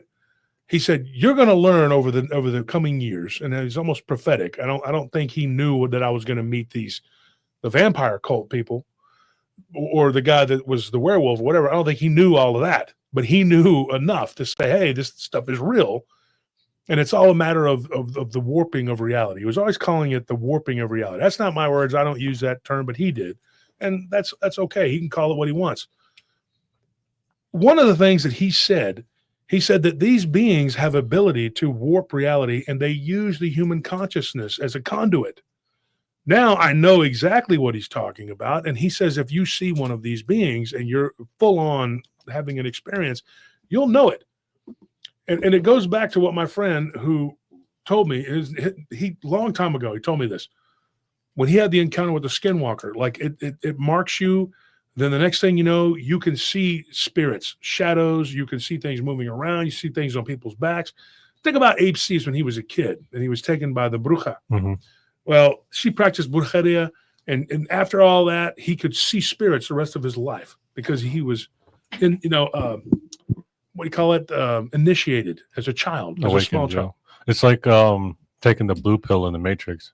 Kind of, he's like when Morpheus offers Neo the blue pill or the red pill. It's like if you take this pill, you'll go back to seeing the world how you see it. If you take this one, you'll awaken to what it really is. Yeah. So you go through this whole like awakening. Let's put it that way. And I'm going to get into what he saw. When he was on the base, at the other base, he saw a dog man. And that term, just you can call it that because it seemed like something that wasn't, I don't know. It was in the woods on the perimeter of the fence. And when he drove by, he shined his light on it. He saw it clear as day. He said, and he was an MP, right? He sees this thing. He sees it standing right there. It looks at him, it gets down on all fours and runs into the woods. He goes back to the main headquarters of where they park their vehicles in the morning, does a report, leaves it off the report. He has an NCO that comes to him and says, hey, you saw something last night. I need you to be debriefed. And he says, I'm going to have you show up at this, and that, and he says, I didn't see anything. He says, yes, you did. He says, yes, you did. You absolutely did. He goes, you're lying. He's like, you left it off the report. He goes, I know you saw it because it was hanging around in that area for about 2 hours. When the guy tells him that, he looks up at this NCO and he says, if you knew that it was there, then why did y'all let me go into that sector? He's like, it was there, but it wasn't doing anything. He's like, it always does that. It's just there. It's observing. When the NCO and him ended up going off base, they left, they went to the civilian world and they met for a couple drinks at this bar. That NCO tells him, he says, do you understand where you're at? He's like, do you understand that we are surrounded by those things? He says, these things, there's two different kinds. Some of them just look white and then they're just like a formless being. And then some of them look like that, or they look like a giant, man ape-like thing. He said, are there others, like different kinds? He says, I'm sure there are, but that's the most common ones we see are those three particular beings. He said the white, pale ones are the only ones that have been extremely aggressive. If you shoot at them, they will run towards you. He goes, these wolf-like creatures, he's like, they're local. He's like, the Bigfoot creatures, they're local. He's like, but these white ones, I don't know what they are. Local or not, they're hostiles. And one of the prevailing themes or legends that was told, not from this base, because that NCO had no knowledge of that, was on the other base in Missouri. When he was told about the local people being taken by these beings supposedly were experimental people. This is what he was told by a guy that he interviewed himself. He talked to him. This was Kentucky James. This guy worked at Nellis Air Force Base, which is the legit base close to Area 51, right? It's in Las Vegas. And let me tell you something, Las Vegas is a very dark place. There's a lot of very dark things that go on there. There's a lot underneath Las Vegas. I could talk about that. This guy tells him, he says, when I was working in Nellis Air Force Base, I got transferred to do guard duty, post 4. That's what they called it, over at Area 51. This is what this man told him. He said, I saw a lot of weird things. He said, the only thing I can tell you, other than the weird zipping lights in the sky that I saw regularly, I was told was test craft. He says, I saw things in these clear boxes. One time, he goes, a guy came through in a truck. They were coming in the back way, which was where I was at, which I don't know why they were. And he said that eventually that whole area where he was at was scrapped and cordoned off. This was back in 1988. He said that he stopped the guy that was coming in because usually everything was just right there in the open. You could see these giant metal rims and all these things they had. This thing had a tarp over it. And he says, I have to check this. And the guy got out and says, no, you don't have the clearance to check me. The guy flashed him a badge, a little whatever. He didn't know what that was. He had never seen it before. He goes, what is that? So he drew his weapon. He backed up. And at that time, the weapon was M16A2. And he says, I backed up with my weapon. And I said, you need to get down on the ground right now. He said, another guy got out. They pulled out a gun. He goes, and then 2 more Jeeps pulled up. They pulled their guns. They disarmed me. When they disarmed me, he says, that guy says, you don't have clearance to be checking anything. Luckily for him, the guy that he first pulled the gun on, the guy that was driving the truck, says, I'm going to do you a favor. I'm not going to say that you lifted that tarp. He noticed something. That guy and the passenger and the first guy that got out of the Jeep, they all looked the same. So unless these were triplets, and this is what he told James, he said, unless these guys were triplets, they're clones. When he opened up the back of that tarp, what he saw were these beings that were kind of laying down like dogs, but they were white, pale, with human round like heads, bald. And they turned and they began to like not growl or whatever, but just kind of sway back and forth like they were caged tigers, on all fours. And then some of them were standing up, right? And he was like, what the hell is that? When he asked this guy, about, like, what is this? What are you doing here? And who are you? Why, the stuff got going real quick. Another guy that didn't look like them, a big guy with a beard, walked up and says, what did you see? And the guy says, I saw nothing. I'm just here. They gave him his weapon back. They took the clip, the magazine out of it. And they said, you can put that back in your weapon, in your rifle when you no longer see our lights. If you do it before that, I'm going to come back and I'm going to shoot you. How about that? And then he took off. This guy sat there at a casino, which I've been to a people casino before. Anthony, you know that. Mm-hmm. Tony, you were with me. Mm-hmm. We interviewed a guy from the tribal police. He tells him, he says, if that happens, you're fine. If I find out that you're lying, I look on the camera and I see that you saw something you shouldn't have, you're in trouble. He said, my first instinct was to just take off into the desert. Morning comes, he gets picked up. They have a detail that picks you up and takes you out of there. The guy says, I heard you had a rough night. This guy, this sergeant, the guy that he was talking to was a black guy, and he tells him, he goes, let me tell you something. He goes, he looks back at me. He stops right there on the road. He looks at just me and him. And he goes, I'm sitting in the back of this vehicle. There was another guy in NCO that always got in the passenger seat. And he looks back at him. He says, you are lucky to be alive. He's like, if you do something stupid, we're all in trouble. If you say something stupid, we're all in trouble. When he told this story, it was in 2008, 20 years later, he was dying of cancer. And that's when he told James this. I asked James about it, and I said, you think it's safe to tell it? I mean, is there something I shouldn't? He's like, dude, after all the shit you've already told, this was here. It was like last year. He says, you've already gone beyond there's no coming back from where you're at. You're already gone over the rails.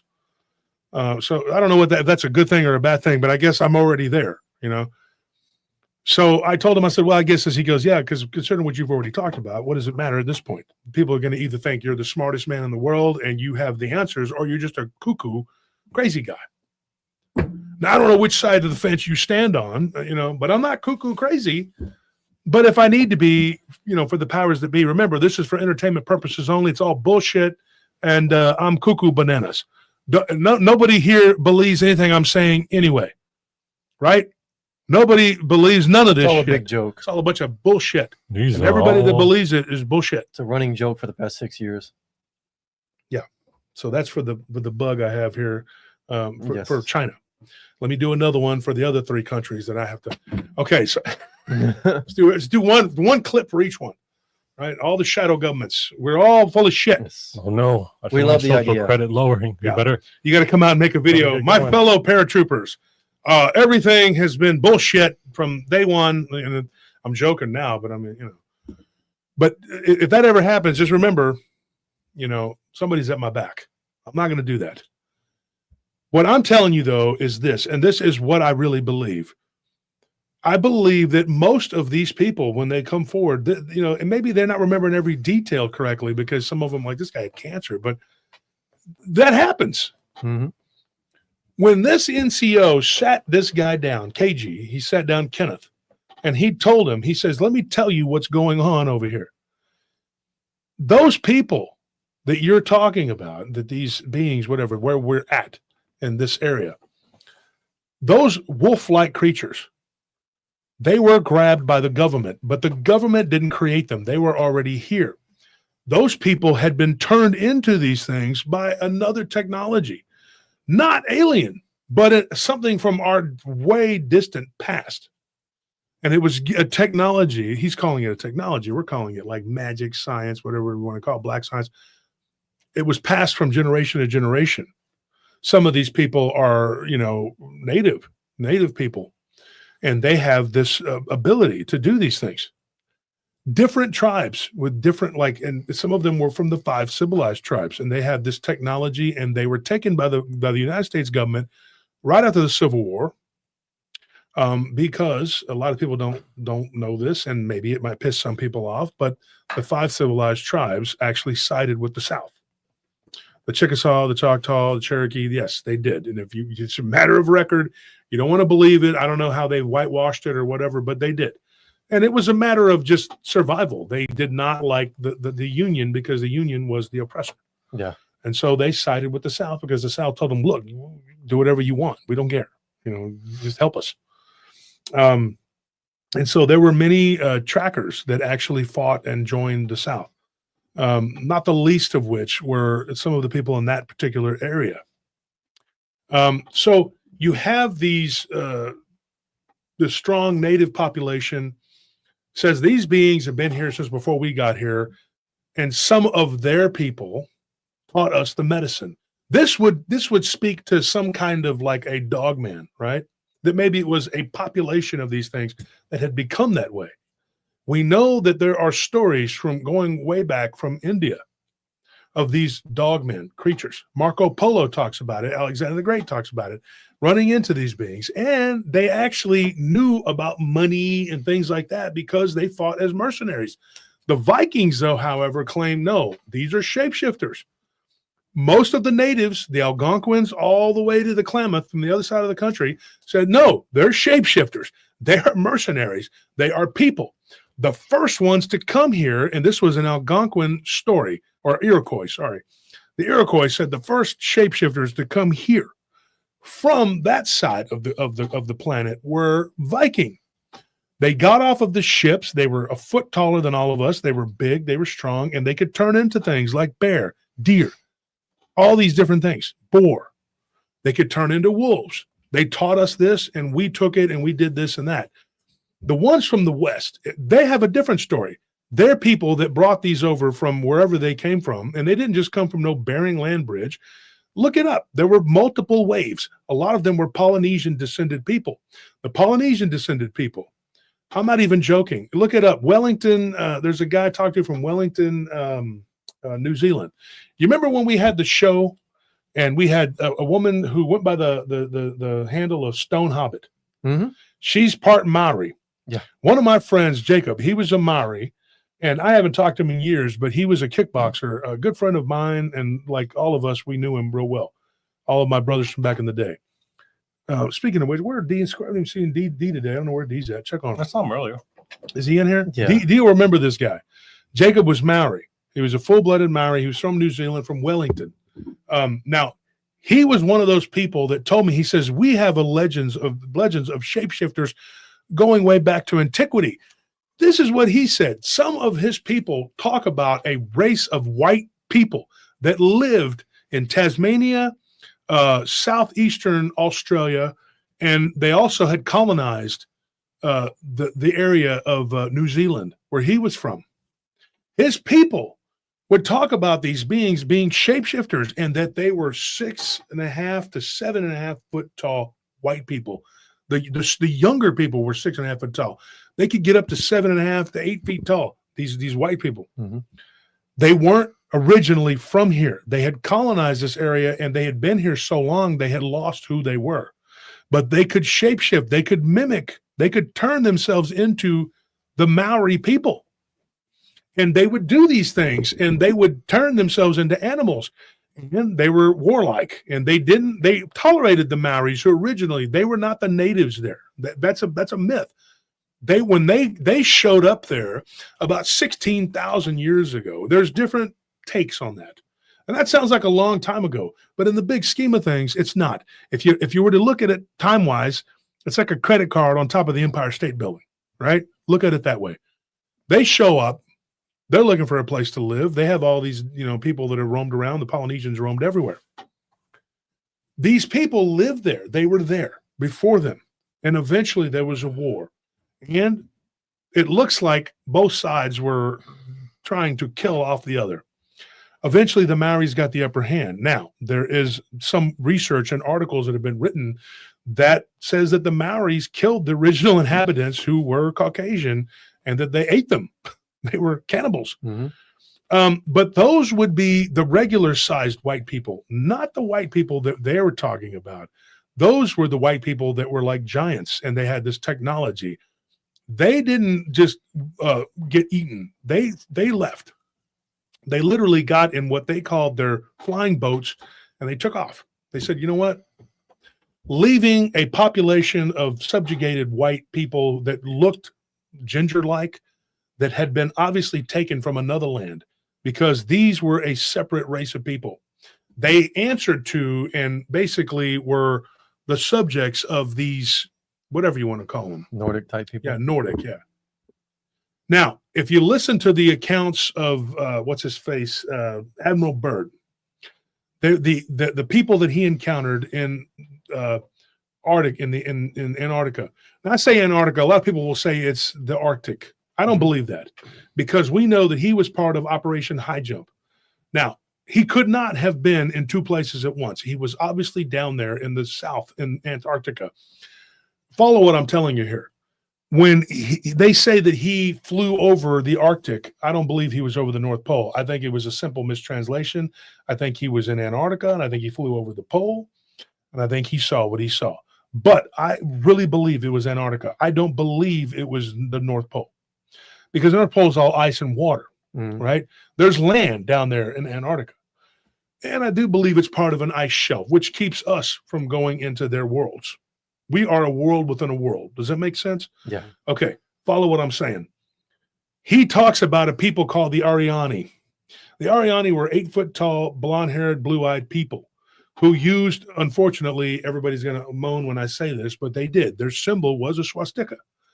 Now, we believe that the Germans during World War II borrowed heavily from these people, going all the way back to the Vril and Madame Blavatsky and all that. They were using that symbol. There was another group of people, the giant Vikings from the White Order of Thule. When those people interacted with the Iroquois had a word that none of these French trappers knew what it meant, but they would call it Tula, Tula. And when they saw the French, they were calling them Tula. And they were like, what is this Tula? We don't understand, Why are you calling us this? This is crazy. You want some beads? How about some whiskey? Yes, we'll take both. But also Tula. We don't know why they were saying this, but it was a very common thing. And these French trappers who took those legends with them all the way from where they left in Nova Scotia, they had a small war with these Scottish people who were to prove that they weren't Jacobites and that they were loyal to England. And England says, really? Kill all those French people. Get rid of them. We don't want them there. They're a problem. The French got into a war with the Scottish. The Scottish were supported by the English. England pretty much controlled Canada. The French left. Where did they go? You know where they went? New Orleans. They ended up in Louisiana, right? Armed with the knowledge that they got from these northern natives. They were good, friendly, very close allies with these natives. The French had very good relations with them. And the same thing happened when they went down to become Cajuns. Yeah, the French Indian War. There was a lot of French and Indian fighting against the British. Really, the only ones that sided with the British were the Mohawk because they wanted the lands, right? The Huron, everybody else, they make them look like the bad guys because we're always on Britain's side. But Britain really is probably the bad guy most of the time. The world's bad guy. I mean, they did a lot of bad stuff. I mean, I don't think they deserve what's going on to them now, but that's another conversation. They end up going down there to the southern Louisiana, and they settle there. They created this port city of New Orleans. A lot of mysticism took hold there. It was different things. It was the black slaves that had the African, the hoodoo. It was a mixture of that mixed with the French and their beliefs and what they had learned from these natives and all of this other stuff. And it kind of created that soup that we look at down there, and we call it New Orleans. Let me tell you what this all has to do with everything. The Cajuns have a belief, and I have a lot of Cajun friends. They believe in the Rougarou. I used to go and fight down in Louisiana. I fought in Benton. And if anybody knows about this, it's bare knuckle. You just beat the shit out of the guy you're in front of you, which I always did. I was 11-0, and I beat the shit out of people. These guys would talk to me after the fight. They were Cajuns. These guys were Creole, Cajun, black that I fought, And these guys would tell me. They would say, man, the name Wolf Lobo's on my chest, it's Wolf. And then they would say, hey, you'll fight like a Rougarou. It's a Rougarou, blah, blah, blah. And I always talk to them about it. Who told you this legends of these stories or whatever? Oh, my grandmother's grandmother, blah, blah, blah. We have these legends and stories. And some of these people remember stories that were passed down all the way from when they were rejected and kicked out of Canada. They got it backwards, though. They talk about these natives as being the ones that taught them shapeshifting. I believe that the natives were taught that by the Vikings, which we know predated Columbus. Oh, yeah. And history books aren't going to tell you that. You know why? Because of the Illuminati. The Illuminati, I'm telling you. Christopher Columbus wasn't even a Spaniard, right? He was an Italian. He was working for them. The Illuminati are the third most powerful secret society. They're not even close. There's a huge gap between the second and the first, being the Black Pope and the Jesuits and all that. Let's just put the Catholic orders, all of them together, as number 2. And the number 1, I'm not going to talk about it because I like having my channel. So one day, maybe. But here's the thing. When you take all of these stories and these legends and you put them together, you start to see the big picture. You start to see why these people are the way they are. an ancient technology that has come to our civilization over and over again, replicating itself, right? Creating life. It's kind of like you ever watch the Transformers? I've talked about it. Teletran 1. Yeah. He literally can heal those guys. Mhm. He's an intelligence that these robots are basically being healed by. They don't need anything but him. Really, Teletran 1 can do everything. Even though they created it, it is their AI, which is like 1,000 times more powerful than our AI. Remember, though, you're talking about a technology that replicates itself. You don't need anything. It's just there. It's just once that is created, it will be there forever. It does not go away. It's like whatever you put into the radio waves, it goes on and on and on. It doesn't stop. Mhm. There's no end. It's like a Pandora's box. It's a Pandora's box. And that is it. When you start to look at this like in the way that we're looking at it, it's going so deep that it's hard to even come back. But you got to come back up and catch your breath or you lose your freaking mind. If anybody needs me to slow down, just tell me, hey, I need you to slow down, and I'll tell you, go watch a replay. That's it. This thing is it's messing up here. Was the mouse not working? Yeah, it's doing all kinds of weird stuff. Let me see here. What are the comments section? So one of the things that I learned also from talking to, and we're gonna continue this conversation in a couple of weeks. We're gonna drop these as and I hate to do it. I'm not trying to put it behind a paywall, but we got to do it for the pre-records. And you okay?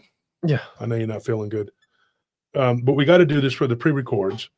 But it's going to come out on Patreon. We're going to drop this, and we're going to go in depth, and I'm going to tell you that story. A friend of mine from the Ute Reservation, I've never told his story. And in fact, I didn't have the whole story until last week. Last week, I had a conversation with his sister because I can't get a hold of him. He's just, it's impossible. He's living up in the Northwest, and he's busy as hell. So he messaged me and says his sister has the entire encounter. He was with his sister. She had one with him. And then he had one by himself. I know the one by himself. He's told it to me twice. He knows mine and I know his, but I know the one with his sister. So we're going to talk about that one. We'll do it on the Patreon, what he saw. Yeah. And it is what he claims to be the Skinwalker. He doesn't say a Skinwalker. He says the Skinwalker. Like there's one, I know there's multiple, but he said the one that he saw was this type of Skinwalker that is generational. And what I mean by that is it's not a Skinwalker person that happened in this lifetime. This guy is probably like 200 years old. That kind of thing. Yeah. He says you can tell. And he says that the more that they do, the more evil that they do, killing and doing things they do, they smell like rot. The more putrid the smell, the more that they've been doing what they do. To the point where, as a human being, they can't even live around people anymore. We've heard this before. They can't live amongst humans because of the smell, and they look like a rotting zombie. I mean, it's so bad. But hey, you're living forever, right? What an awesome deal, right? You get to rot and turn into a zombie and smell like, 10 homeless people's ass. Awesome. That's a great deal. You're doing good. You're doing well. That's everybody's dream. Everybody's dream. Anybody got any questions? I love shows like this one that require like a higher level of thinking, because I know like people are going to have to rewatch it to kind of understand. Yeah. Even probably me as well, because some of these things, I wouldn't say they went over my head. Like I get the base level of it, but to really like have a deeper understanding to the level of which he has, like Wolf has, as he's teaching it, it will require me having to ponder on just like the smaller parts of it, whereas he has. It's like, as you say, the change of perception of where, like, when you're looking at a painting but you're only staring at the corner. It's like I have to stare at the corner because the painting is too confusing. I'm looking at a Picasso, so I need to understand what parts of it is what makes it the whole. Well, like, have you ever seen these pictures with these repeating patterns? They're called stereograms. Yeah. And if you change the focus of your eye, you have to like look past it and then bring your focus back slowly, and then like it becomes like a 3D image. Yep. That to me is how like exactly. our reality is. It's like you can look at the same thing. People can look at the same thing, but just different ways, and like see like something that is real, that is hidden there. But you have to try. You have to like focus and fixate your mind on it, not just your eyes. What I really would like to do is like in maybe 5 years time, or like, you know, maybe even just a year's time, rewatch some of these more intellectual shows, so that I could have a change of perspective Mhm. and see like what my understanding of it will be at that point. You know, one point that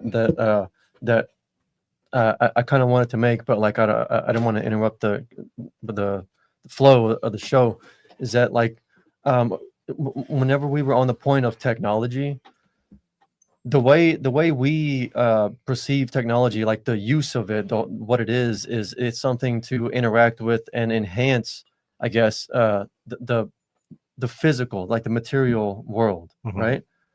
But what if like what if when we're talking about higher beings, higher dimensional beings, technology beyond what we can comprehend, maybe their view of technology, like the point of it is to interact with the spiritual, Yeah, you know, maybe like that's to further the spiritual. It's we see technology as kind of like an end, but maybe a higher level civilization will perceive technology as a means to an end, which the end being the spiritual understanding of, like we say, the real reality.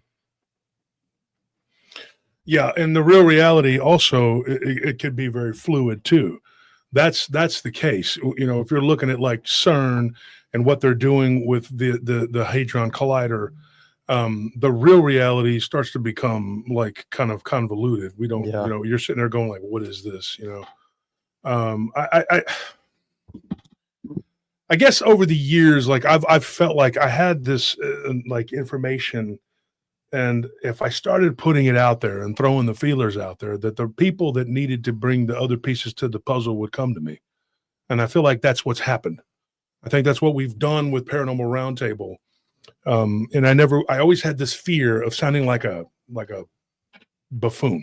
Mhm. You know, you start talking about this, and if you know, I just said to hell with it. I'm gonna be who I am. I'm gonna be what I am, and I'm gonna talk how I talk. I'm not gonna try and be something that I'm not. I just want everybody to be on the same page with me. And I wanted that so bad that part of the reason for doing the show, yeah, it's cool to retell people's encounters or have them come on and tell their encounters and all these amazing things. But at the end of the day, you have to, how do you say it? You have to be able to put the knowledge together. Putting it together and bringing it to the people, that's the most important thing. And I say this because I believe this 100%. Jesus says we die for lack of knowledge. And when he says that, he's not joking, because when you don't have that knowledge, you will die. Absolutely die. A premature death, because you don't know how to stay alive and sustain your existence. And the worst thing is to be in a sort of phase of dying, you know, like of the spirit. Your soul is not getting nourished. It's not getting the nourishment that you need. So there has to be a connection. There is this mind, body, spirit connection that we all need to make, and that we need to strive together to achieve.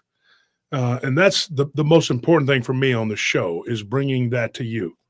And I want everybody to understand, you know, that this is not a money-making venture for us. We're not making a bunch of money here. You know, putting behind that paywall, it was about survival. Simple as that. And then actually somebody just posted that there's the link to the Patreon. Join the Patreon and you'll get a lot more information. You're getting an extra show a week. And then the regular show is going to be members only. It's on Thursday. And I hated to do it, but we did 6 years, man. 6 years, and we just weren't doing real good financially. And we had to do something to stay alive. And that's it, you know, and then the trolling and everything. So we're probably going to take one of live streams and put it behind the paywall too. We have to. But if I could, like if I didn't have to, if money wasn't the issue, I could just do this. I would just be on here every day talking and doing what I do. But I don't have that. I can't. And you can see sometimes when I'm working, I'm doing this, I'm working at the same time. I got to sit up here and mess with stuff. And it sucks. Another thing too, I wanted to touch on what one of the things that me and James talked about in this conversation we had was about the mind speak. And when people communicate with these beings, whether they're Bigfoot or Dogman or whatever, I got to tell you something on my take on this. Now, I think it's an unnatural thing. And what I mean by that is a lot of people are going to say, well, there's a telepathy that takes place there. You can't trust something that looks like that. Yeah. In nature, oftentimes you're basically told like this is what it is, and you see it right there. But yet people still go and they want to touch it and mess with it and play with it and be its friend and all this other crap. What do you expect when this thing eats you? What do you think is going to happen? I mean, it's going to apologize? No. I think it is an unnatural thing. And I think that anything that's unnatural, that it's not part of the natural order of things. You can feel it. When they talk about the Skinwalker, the Rake, the Dogman, Bigfoot, they all have that fear. Mm-hmm. One of the most profound accounts that I was ever, that someone told to me, and I've heard a bunch of them, of a Bigfoot was Charles Hamill. When Charles Hamill told me about what happened to him at that waterfall, it really, like he said, he's like, Wolf, you won't imagine the fear that I had. It was a fear like no other fear. And you get this, and these things can communicate with you if they want to, but they don't always. And you get the feeling like if he wouldn't have had those fish, and he had a bunch of them that thing took, that it was just going to eat him. It's a consonant predator. It doesn't care. It's a perennial predator, and it's going to do what it does. And I don't care what anybody says. They can sit there and they can try to, say all kinds of crap, oh, these are natural, creatures, whatever. Yeah, they are. They're natural to a degree. They're of the natural. They are here. But that doesn't mean that they're naturally from here. Like they're not physically from here. Something can come into our reality and become physical. That doesn't mean it's local. And when we're going to talk about on the members only or Patreon, I don't know which yet, we're going to talk about Tiffany's story. That one blew my mind when those beings were doing what they did. And they said, yeah, we're demons. We're just not local, Mm-hmm. Yeah. Basically alluding to the fact that they're visiting demons. Like there's demons that are here that are from here, but these guys are from somewhere else. It's evil. Yeah. I mean, it is 100% evil. And people have asked me questions about how do you deal with this, deal with that. Jesus. Yeah. It's Jesus. That's it.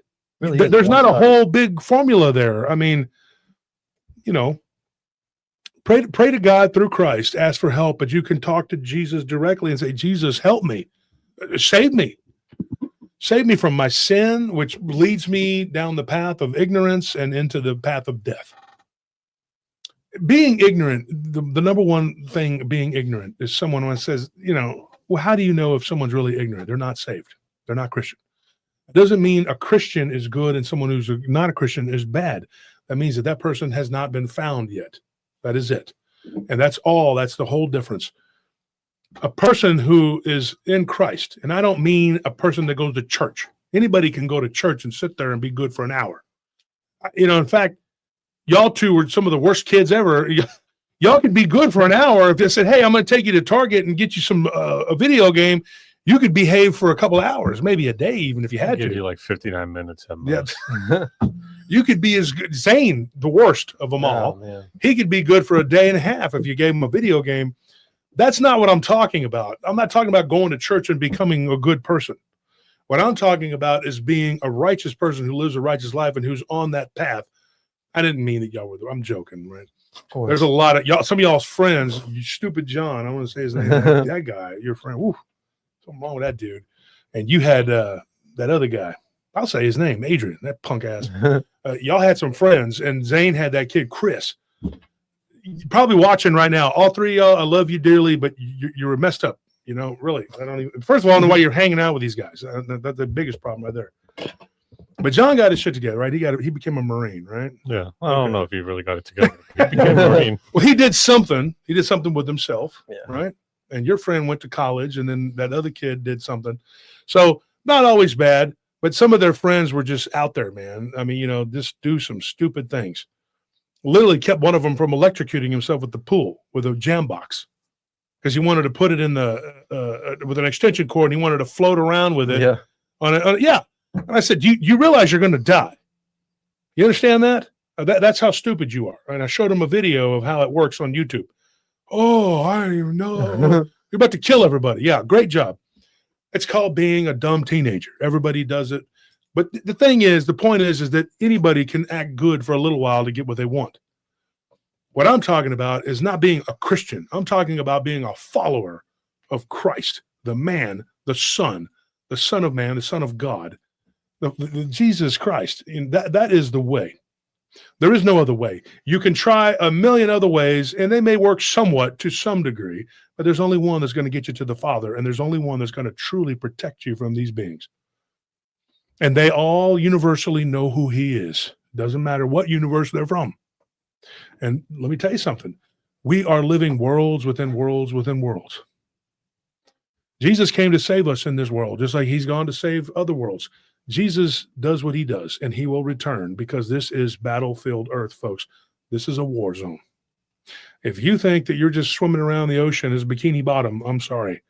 This is a war zone. You're in the ocean, and you're prey.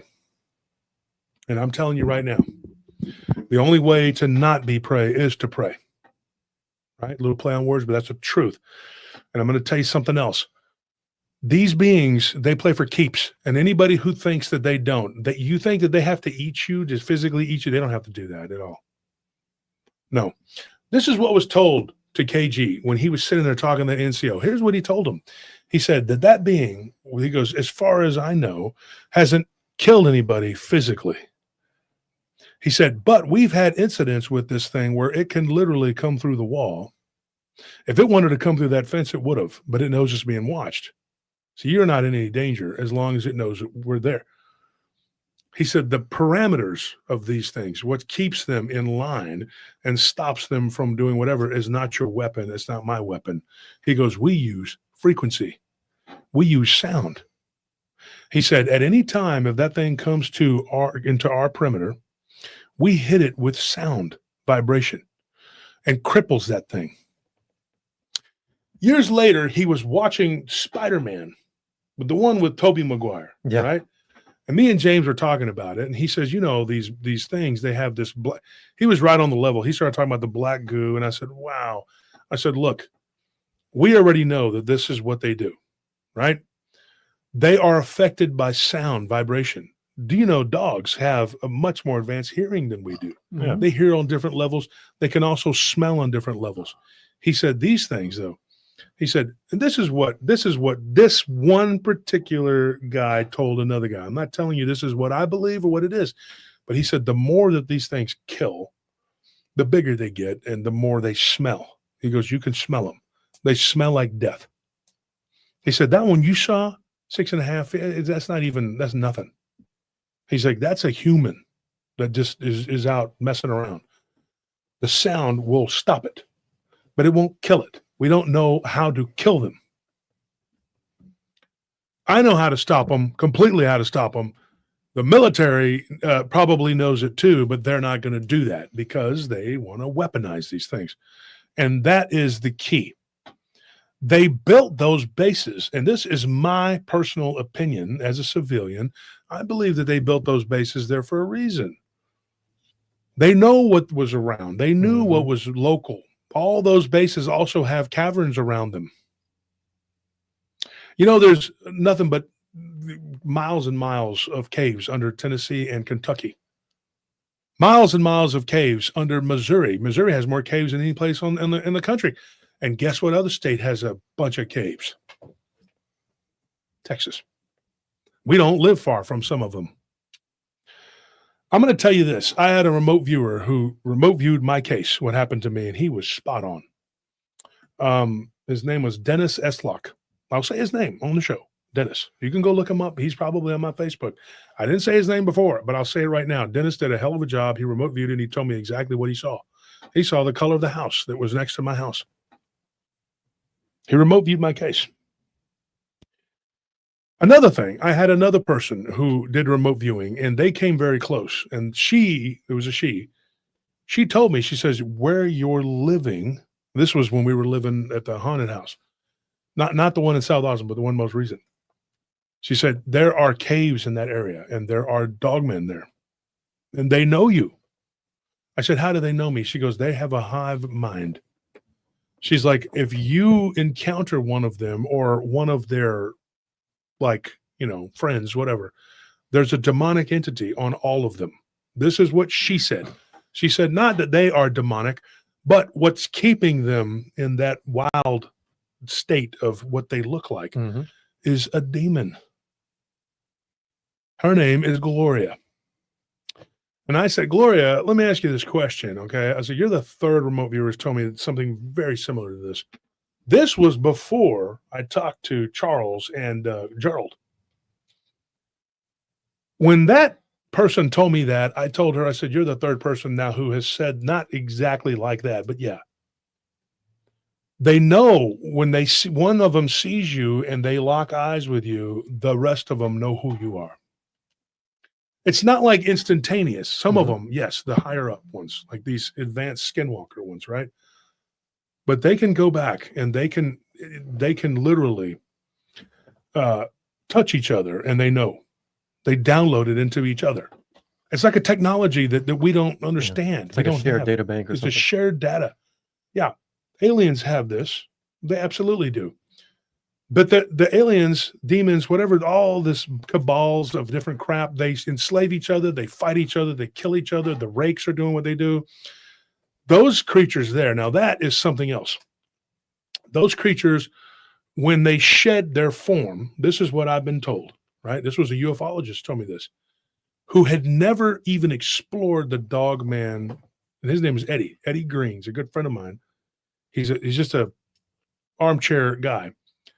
Eddie, I call him E.G. E.G. told me this years ago, right? And he's native. He's half. He said, look, let me tell you something.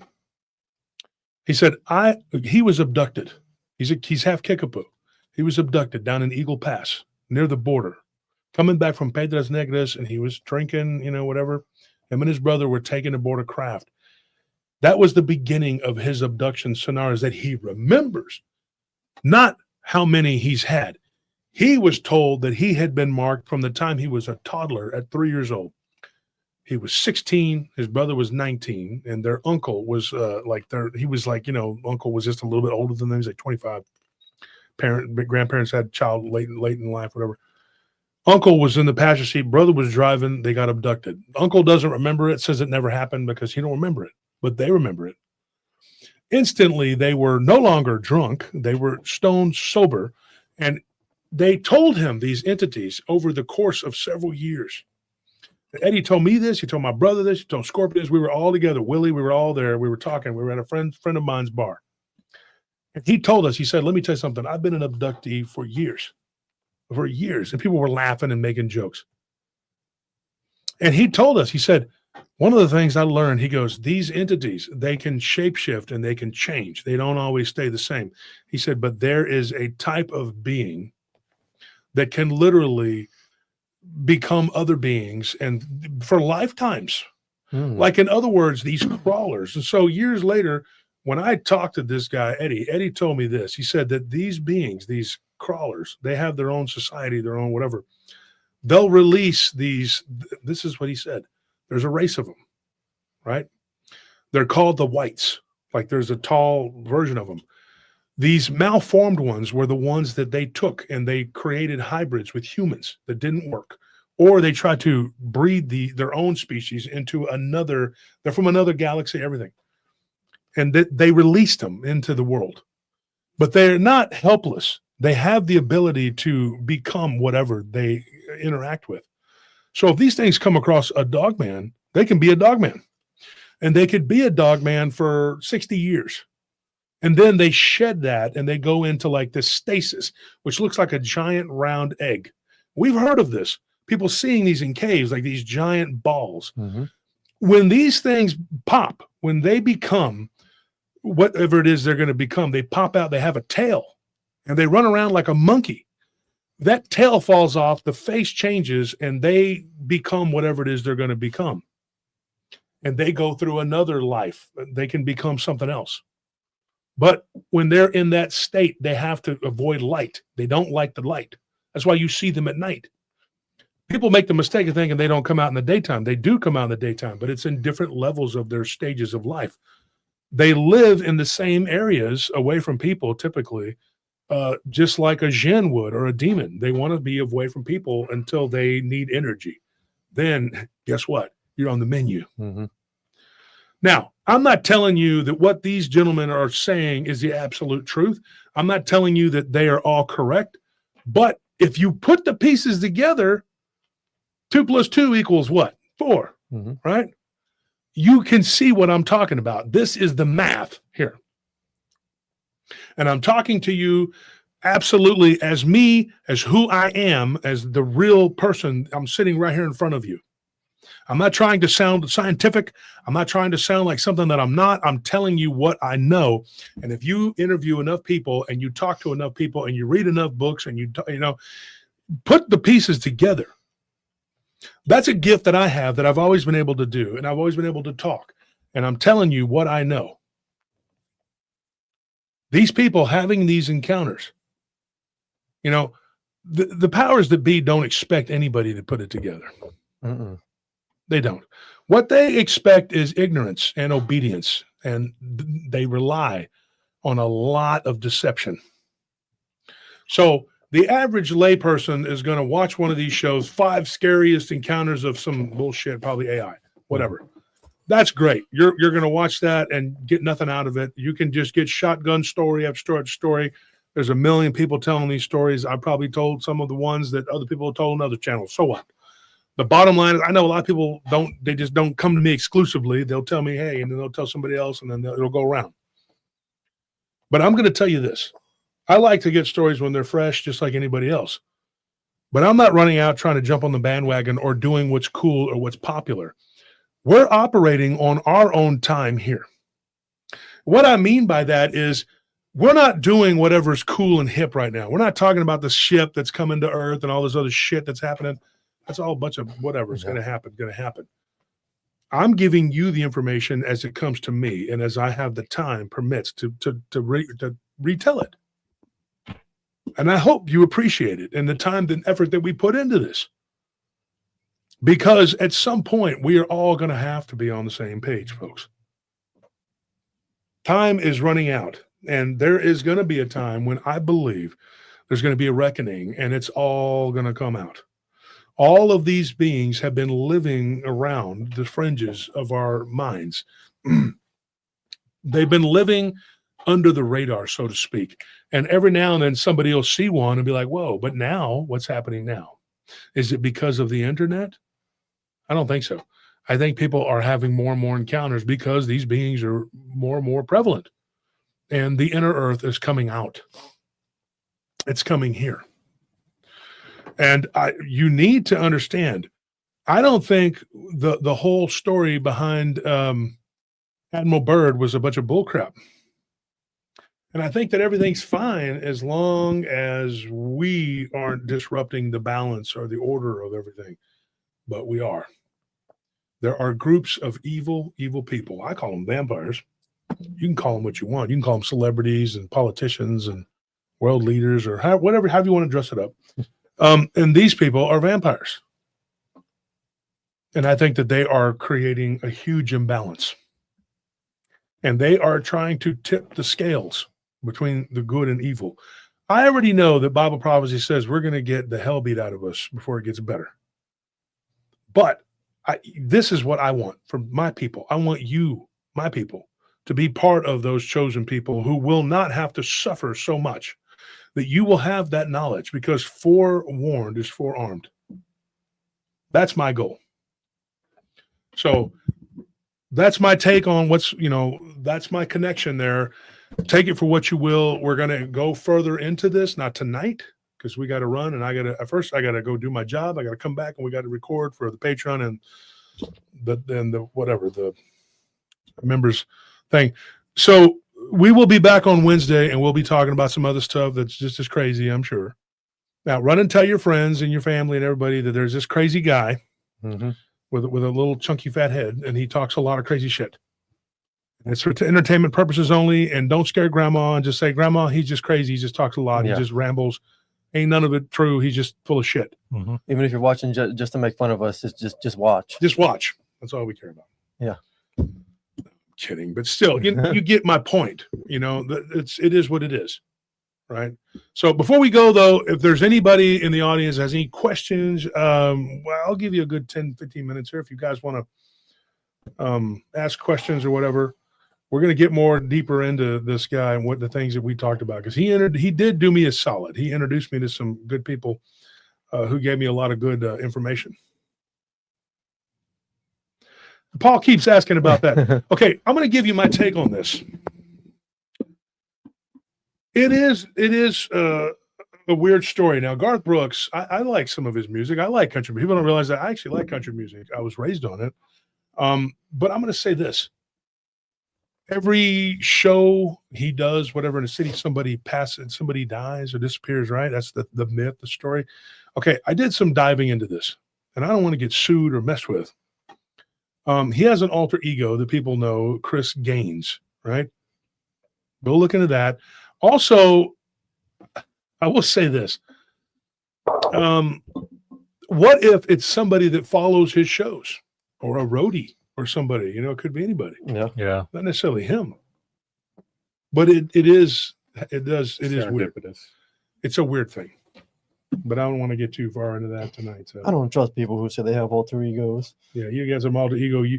You're not yourself then? You want to become, look at John Wayne Gacy. I'm John Wayne Gacy. Now I'm Pogo the Clown. Yeah.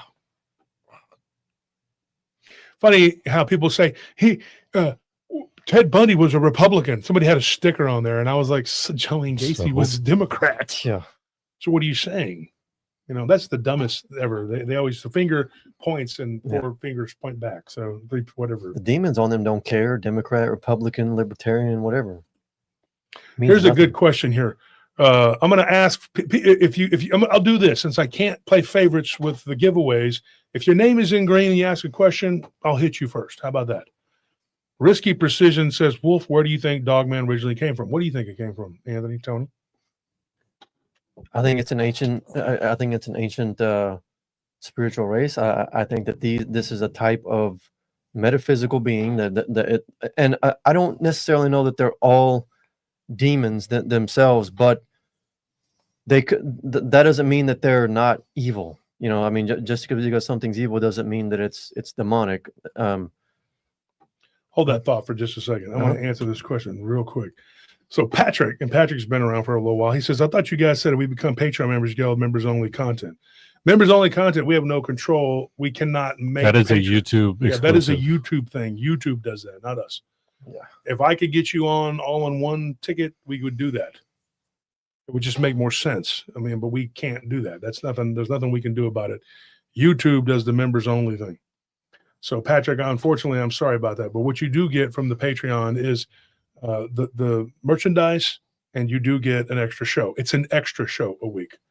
The members only is just going to be our Thursday pre-record. You get that. There's nothing we can do. So I wanted to address that. Go ahead and say what you were going to say. I was saying that I think that these things come from a place that is not physical, that we don't really understand. Technically that they would be like both a type of like jinn, which is just an umbrella term that means hidden, and there are different types,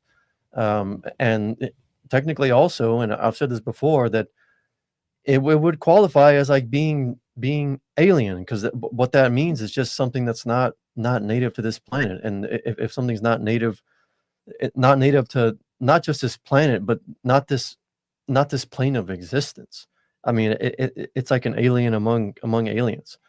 But I think that they take a physical form, and they're predatory, they're dangerous, and like pretty much any and all like spiritual beings that are here, that are like people like to ask, like, why are aliens or demons, like, why are they so interested in us? Like, what is so special about us? And I think it's because that there is something very unique about human consciousness, that these other beings, that these other living things in this world, that they don't have, that they covet, and at the very least they want to try to understand. But nobody really truly understands consciousness. Even like these advanced, like super intelligent aliens, non-human entities, I don't even think that they really understand it. So I think that there's something to us that like the life and spark of God that we have within us, that we have it in a way that nothing else does, and that makes us targets. Yeah, I mean it. Do you want to add something? Yeah, because I kind of different from what he thinks. I believe that there are many different types that come from different areas. I believe that there is like a race, or like ones that are more, not I would say native to this planet, but are more accustomed to how we do things, or how the planet was. And I think they're like the most ancient. But I do believe in the more demonic side of types, which are the ones that have been parasitized by an actual demon, and that becomes something, or they become into a world. But I also believe that our own government or shadow governments have manipulated and turned some into something as well. I also have the belief that there are some that come from different dimensions. So like what you said, the more alien of aliens, I think that's where that kind of comes from. But I that's why I don't like the blanket term of dogman or even werewolf in general, because I believe that it's kind of like you're peeking at the very top of the iceberg, and if you look deeper, you'll realize that the iceberg is made up of many different spires that kind of lead to that top, when in fact those spires lead to different aspects of what they are. And it's when you don't recognize the different, like what they would come from, where they are, it's how you would classify as any animal or insect. You can't really recognize what their inherent nature is, or what makes them unique compared to other ones. In sense, you can't figure out how to fight them. So on that note, Eagle says, how do you think we can fight them? That's the thing. We don't have to. We call upon the power of God, of our Heavenly Father, through the name of Jesus Christ. It's not our will or our power that we call upon or use to deal with these things. I mean, all we have to do is rebuke them in the name of Jesus Christ, and I stand by that. I don't care what anyone says, Jew, Muslim, Hindu, atheist, whatever. It doesn't make a difference. I believe that there absolutely is a one size fits all defense against any and all evil, and that is calling upon the name of Christ. And if you don't take my word for it, and this is an interesting little tidbit, I actually just learned this the other day.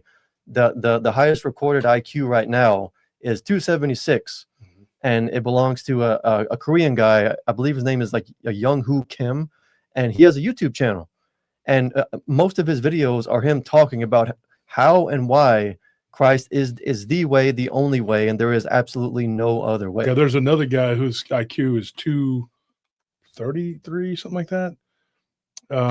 He's kind of a chubby white dude, sandy blonde hair, and I think his name is Chris something. Yeah, he talks about it too. Chris Langley, something like that. I thought my IQ at 170 was some kind of something. It's nothing compared to those guys. Triple digits. I'm barely hitting doubles. Yeah, it's. I say the highest mine was 173, and I got it one time. But the rest has always been in the 160s, and so But hey, that one time though, I claim it. That's what I claim it as mine. So let me explain something about what you were just talking about. How do we fight them? Let me say something. Please don't leave. I want you guys to hear what I got to tell you about this. when Jesus was on the cross, and in Mark, you can look this up. When Jesus says, my God, why hast thou forsaken me?" Look it up. Look up the passage. I don't know the whole. Oh yeah, I was looking that up the other day. How many of you realize what he was saying? How many of you in the audience know what Jesus was saying? Because some people think that God forsook him. Oh, he was so. Psalm 22. Yeah. I don't know where he says it is Matthew 27:46. Matthew 20. Okay. Yeah. Well, I think it's in Mark too, I believe. Yeah. Mark 15:34. Mark 15:34. Okay. So it talks about in Psalm 22, it is literally a lament and a praise psalm by King David, which Jesus always talks about being from the house of David, right? And I believe that these people that wrote the Bible, in particular from when they bring it from the Tanakh, which is the written version of the Jewish, the early books, I believe that they wrote a lot of things that God did this and God said that and God, I don't believe all that. I'm going to tell you right now that I believe a lot of that was there so the priesthood could benefit off of the people in a parasitic manner. That God that they're talking about, I don't know who that is. I don't recognize that. I recognize the Father of Christ. And when Christ says that he is of the house of David, I believe him. And I don't believe what these people have written that David did and said this and that and all this other stuff, because they wanted the priesthood, which is still the same thing that the Catholic Church has done and many other churches. They lie. And believe me, the Muslims do the same thing. They all do the same thing. They tell lies so that they can be in charge and have this petty power over everybody. But we don't need to worry about all that because we know the truth, right? So in that particular passage, Jesus is referring, if you go and look up Psalm 22, he is literally saying that it's a repeat of that particular passage, of that particular verse. And we'll see what this one says here. It says, this comes from the New International Version, so we'll just go with that. But it says here, my God, why have you forsaken me? This is Psalm 22, a lament from David, right? It says, why are you so far from saving me, so far from my cries of anguish? My God, I cry out by day, but you do not answer, by night, but I find no rest. You were enthroned as the Holy One. You were the one Israel praises. In you our ancestors put their trust. They trusted they trusted that you delivered them. To you they cried out and were saved.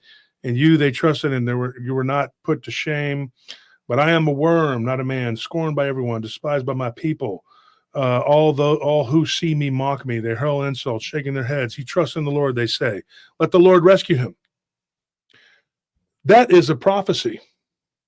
That right there was a prophecy about the one who was going to die on that cross, his descendant, who was going to be killed by what amounted to a pack of usurpers, people who were not of the house of David, people who were not part of that lineage, people who did not belong in charge, but that bloodline of that priesthood which persists to this day, which is, to me, what I believe is their stolen birthright. They stole it. And I believe that most of those people, it goes way back to that, way back in time. And it is a stolen lineage. Jesus says in Revelations 2:9-39, we suffer unto those who claim that they are of the house of David, they are not. And these are the people that put him to death. It says here, yet you brought me out of the womb. You made me trust in you, even at my mother's breast. From birth, I was cast on you. From my mother's womb, you have been my God. Do not be far from me, for trouble is near, and there is no one to help. Many bulls surround me. Strong bulls of Bashan encircle me. Roaring lions that tear their prey open their mouths wide against me. I am poured out like water, and all my bones are out of joint. Jesus was beaten to the point where he was deformed physically. They beat him. It says here, my heart has turned to wax. It has melted within me. My mouth is dried up like a potsherd, and my tongue sticks to the roof of my mouth. You lay me in the dust of death. Dogs surround me. A pack of villains encircle me. When he was being beaten by the Roman soldiers at the behest of the Pharisees, who were in charge, they were the priesthood, right? They made sure that they did this to him. He was encircled by them. It says here, they pierced my hands and my feet. They crucified him. His hands and his feet were pierced. Right? It says, but you, Lord, not be far from me. You are my strength. Come quickly to help me. Deliver me from the sword, my precious life from the power of the dogs. Rescue me from the mouth of the lion. Save me from the horns of the wild oxen. I will declare your name to my people. In the assembly I will praise you. You who fear the Lord, praise him. All you descendants of Jacob, honor him, revere him. All you descendants of Israel, for he is not despised or scorned, suffering of the afflicted one. He has not hidden his face from him, but has listened to his cry for help. And it goes on and on. It goes on and on. It says, and then it says they proclaim his righteousness, declaring people yet unborn. He has done it. That's the end right there, right? I jumped ahead. But do you see? It says here, it's basically talking about Christ.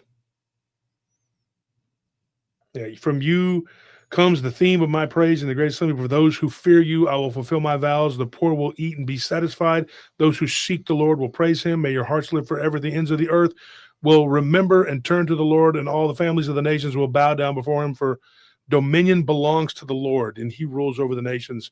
All the riches of the earth will all the rich of the earth will feast and worship. All who down to the dust will kneel before him. It says that when Jesus returns, every head will bow and every knee will bend. Right? It's basically saying this right here. And it says posterity. It says those who cannot keep themselves alive. It says all those who go down to the dust will kneel before him. Those who cannot keep themselves alive. Right? It says posterity will serve him. Future generations will be told about the Lord. That's us. We're talking about the future generations. It says they will proclaim his righteousness, declaring to a people yet unborn, he has done it. And then Jesus, he lets out an audible wail, and then he dies on the cross, right? Where most people are just trying to breathe because you're suffocating like that. And you're trying to lift yourself up to gasp for breath, and you could die. It could take 2 or 3 days. But they beat Jesus so severely, and they broke his bones and his joints. They did everything they could to hurt him. The whole time this was going on, make no mistake, don't let the liars of Hollywood and the politicians and all of these people that own everything, don't let these people, these bastards lie to you and tell you that they didn't do it. It was the Romans. No, the Illuminati. That's the Romans. That's who they are. They have a boss that supersedes the Catholic Church.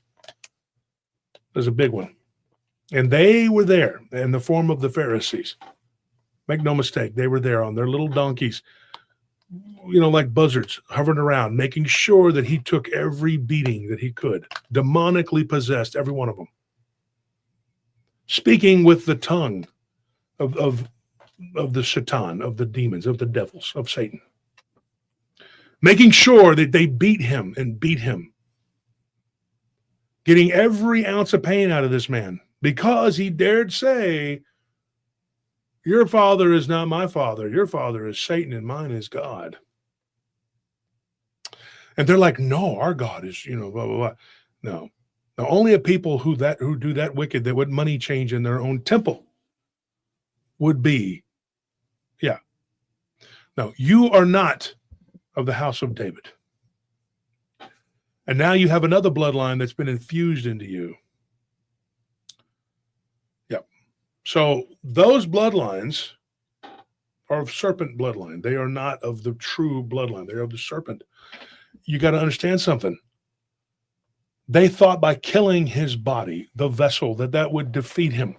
But in death, that did not defeat him. After 3 days of conquering death and hell, he comes back. And he tells everybody, look at me. I'm here. He proved right then and there. How many people have read the Bible, the New Testament Bible, and have read in Matthew, Mark, Luke, and John, Jesus' resurrection? Over and over again, we've read it. And in all these books that aren't in the Bible. And it talks about a metaphysical ability that Christ has.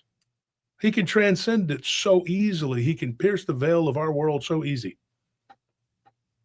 The angels can do it. The demons can do it. And of course, the Father, the Holy Spirit, and his Son, God's Son, Jesus, obviously can do it. But Jesus tells us we should strive to be like him. And that's such a hard thing. It's so easier said than done. You're like, yeah, but it's so hard. but it's not, because we have a physical body like him. If he could raise Lazarus up from the dead, right, he can raise you up. How many people have actually died? My mother was one of them and returned twice. We used to joke around. My mom was like Michael Myers. She wasn't going to die. But in the end, death is immortal, and it did catch up to her.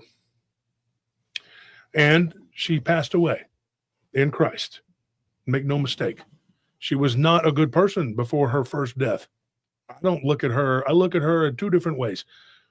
People like to talk about me, my mom, these people. You don't understand what they don't understand, and they're so ignorant. And God bless them. They need help. They need prayer.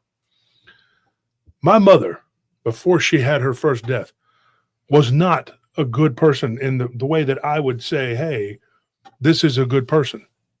She talked about God and Christ some, whatever. But when she died that first time, when she was, what I say, she was resurrected by Christ, because that's who she saw. She became a new person, born again, not only in the spirit, but in the flesh. And I look at her as a different person. She became a wholly different person. Two lives. The one that she had before 2007 and the one after. Right? Oh, yeah. Two different people. So the person she was before that, I have very little emotional attachment with her. It was very hard to deal with. After that, it was a steady climb up the spiritual ladder. So when she passed, she was a very righteous woman. And I'm very proud to say that I was her son. But before that, I just couldn't connect with that person.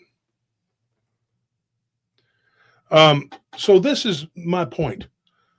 Jesus dies in the flesh, but he comes back like it's nothing.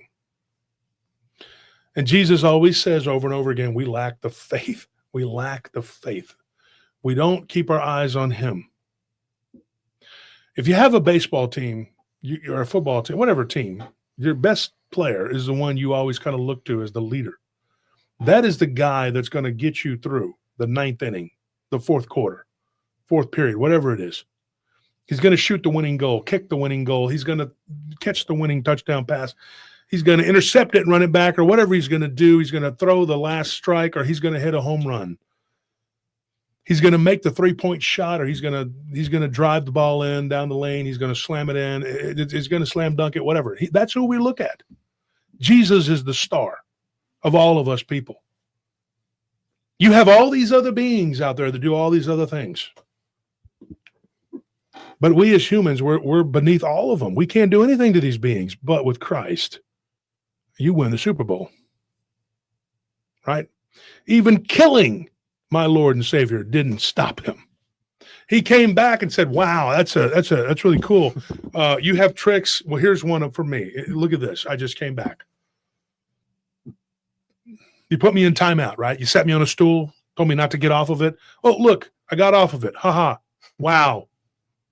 What do you got next for me? What next? You're going to deceive the nations of the world and say that you're the people and all this other stuff, and then take all their money and destroy everything?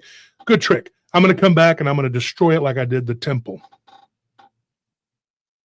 There was an eclipse when Jesus died. There was also an earthquake. Mm-hmm. Those are documented by the Romans. Amazingly, the Jews didn't seem to see fit to do that, because they didn't want his death to mean anything. They're like, it wasn't a big deal. No, it was a big deal. And it's also a big deal that these people get away with lying about everything. They actually actively seek our death. They work behind the scenes overtime to destroy and deceive us, taking billions of dollars from us and lying. Starting war after war after war. There's 6 families that do this, and they control everything. And people say there's 12 families. The other families, make no mistake, there's 6 of them. And all these other ones are little subsidiaries of those families. They claim that they are Jews, but they really aren't. The only heritage they have is those that killed Jesus, the Pharisees. And they joined a lineage, a bloodline, a cursed lineage from a place called Caesarea. That's why they don't like me, because I know this. I know the truth. And he who hath understanding reckon the number of the beast, and his number is 666. The six-pointed star is 666. It is a human number. It is a people. It's not just one man. They'll put their power and they'll give it to that one man.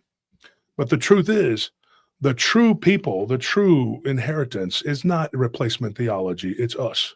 We are the children of God.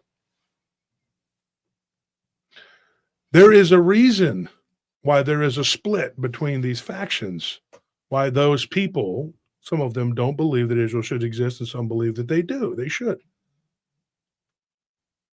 And what I'm going to tell you is, some of my best friends are Jewish. Some of them are converts. They've become Christians. Some of them don't. But there is a marked difference between those that claim that they are and those that aren't. See, the usurpers, the ones that killed Christ, the ones that the bloodline from Caesarea latched onto, they knew that that was their ticket. You know why? Because Jesus tells us, he says, Revelations 2:9 and Revelations 3:9, you claim that you are, but you're not. You're really not. He says, you, my people, you suffer under those who claim that they are Jews, and they're not. That's a big deal. Now, you might ask me, Wolf, why would those people claim that heritage from this other land, these other people from southern Russia? Why would they claim that? It's very simple. Jesus also tells us that Satan, or the Shaitan, who is the gods, or gods, God, whatever, that these Pharisees were worshiping, he's the god of this world. So these Khazarian pagans under King Bulan in 846 AD, they claimed that they claimed that birthright. We are the Jews, right? We are. And they joined that faction of the Pharisees. Now, the Pharisees and the Sadducees, they were differing factions, right? Mm-hmm. Part of these two tribes that weren't wiped out by Assyria. It goes real deep. I can tell you the whole history of it. They latched onto that. You know why? Because those were the ones that inherited the earth. Those were the ones that were in charge. They were following Satan, not God. And they were doing the work of Satan. When Jesus faced Satan, he faced a different Satan than the one that we faced. Do you understand what I mean? What I mean is, pre-Jesus, the God of this hologram, the God of this simulation that we all feed because we agree on it, that Satan, that God, had a lot of power. He was very strong, very strong. Our God, the Father of Christ, sent Jesus down to break that power, to defeat that power. And the way he did it was to show people that a man that is him in the flesh, the word made flesh, could take the power from these beings and break it and resurrect. If he would have just died, it would have been one thing. Oh yeah, he died. He was a great guy. But he didn't just die. He resurrected. He showed everybody, these people are not gods, and their God is not God. My Father is God. They worship something else. They're worshiping the Shaitan. And they've turned their synagogues into the house of Shaitan. He says it right there. This is the biggest problem. People do not understand. They do not pay attention enough to understand this, and they listen to these lying preachers get that 501c money. They don't have to pay taxes. They're following that same system that the Khazarians said, you know what, we're going to latch on to these guys, the priesthood. It's not going to benefit us to be part of the true children of Israel, because if we were doing that, we would all end up converting. We can't do that because the devil is the one that's in charge. So we're going to follow him. And that's what they did. They continue to do it. Their sin is beyond great. It is beyond anything you could fathom. You could take all the sins of the entire world from all the races of mankind. You could take all the Muslims and the Christians and the Hindus and the Buddhists put all together. It wouldn't amount to a thimble of what these people have done. And make a distinction. I'm not talking about Jewish people. I'm talking about the false Jewish people that Jesus tells us who they are. Because there are still many Jewish people that are going to come to us and be converted to be Christian. Because they're finding their way every day. There are more and more converting. And then the lie that Islam is the largest, fastest growing, it's only by birth. It's not by choice. More and more people will find their way to Christ, but then eventually the door will be closed. And that's it. And those people, those usurpers and their gods, Moloch, Remphan, they will be judged. We will judge them. I'm not trying to get all preachy here, but I'm telling you the truth. And I would be amiss because at any time they could take me down, folks. I'm nobody. I'm just by myself out here. I'm going to tell you this, and I'm going to say it with all sincerity. When the last person is meant to find God, the end will be. Do you understand? Mm-hmm. You have to understand the times that we're living in. You have to understand where we're at. I never meant for this episode to go this long, but this is the truth. I love each and every one of you, and I promise you, if they gave me a chance and they said, would you do what Jesus did? We should all say yes. The world means nothing without God, without Christ. We can talk about these beings and what they do and all this other stuff. That's important to know. It is an important thing to know. But Eagle asked that question, how do we fight them? The fight is already over with. They've been gut punched and they don't even know it. You ever seen a samurai movie or one of those back in the day where the guy's got his neck cut and he's still trying to fight and then he kind of goes, oh, crap. And it falls off. He's just like, they wait until the sheep. Japanime loves that stuff, right? Yeah, that's what's happened. Their throat has already been torn out and they're still running around. They're just, the head's about to fall. Like chickens where their head cuts off. Thing is, time doesn't move the same in that reality as it does in this world because we have such fleeting time. It's like that.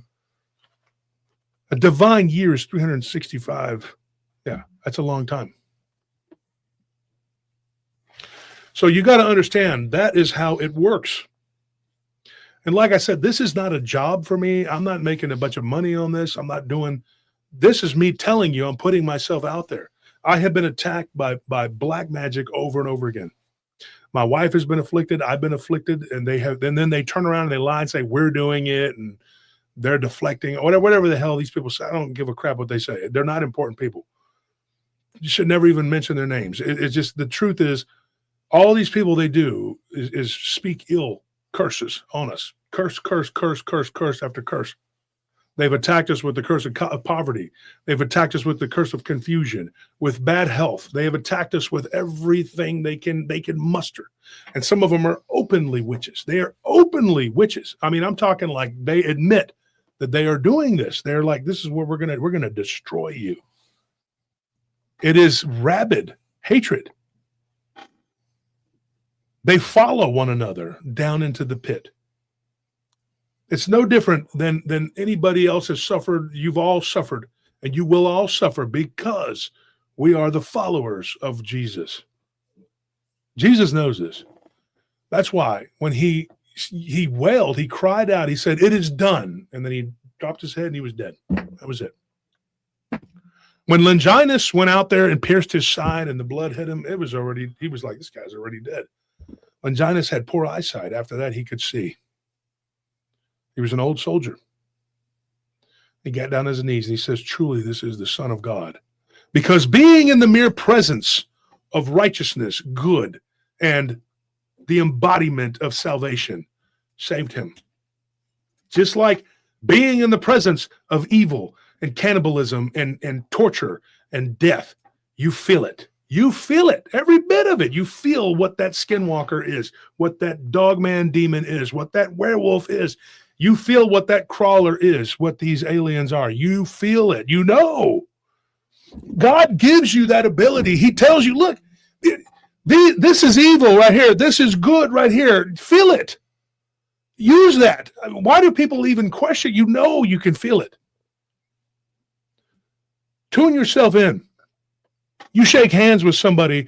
If you're on the path of righteousness, you can touch a person's hand and know that that person is a bad person. That person is just stay away from them. Don't be involved with them, a relationship. The Holy Spirit will talk to you all day long, and it will tell you what's what. I've been in the truck. I can't even tell you how many times that something's almost happened, and I think it before it happens. You have that ability too. I'm not magic. All I am is dust that God brought up. And when I drop, he could raise me back up and we do it all over again, whatever he wants, because I trust in him fully, because I know that in the end, I'm on the right side. We're going to win. They can take all of our heads and they can put them up in a temple like the evil Aztecs did. And in the end, what does it matter? You know, the Spaniards said that they could smell Tenochtitlan from 40 miles away if you got downwind of it, because it smelled like death and rot. Can you imagine what the Tlaxcalans had to do? They were surrounded by these people. And they said that it had been over 100 years that they had been fighting the Aztecs, and they still weren't defeated. You know why? Because they said that they had faith and that one day someone would deliver them.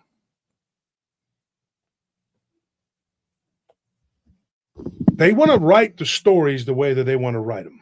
The left and all this other all these people do what they say and they do. I don't mean everybody. Some people are confused and they need to get right. But I'm going to tell you something. There is this passionate love affair that the right has with certain people. And they need to break that too. They're just as bad as those people on the left who worship and love these evil criminals. Bring the criminals back. Yeah.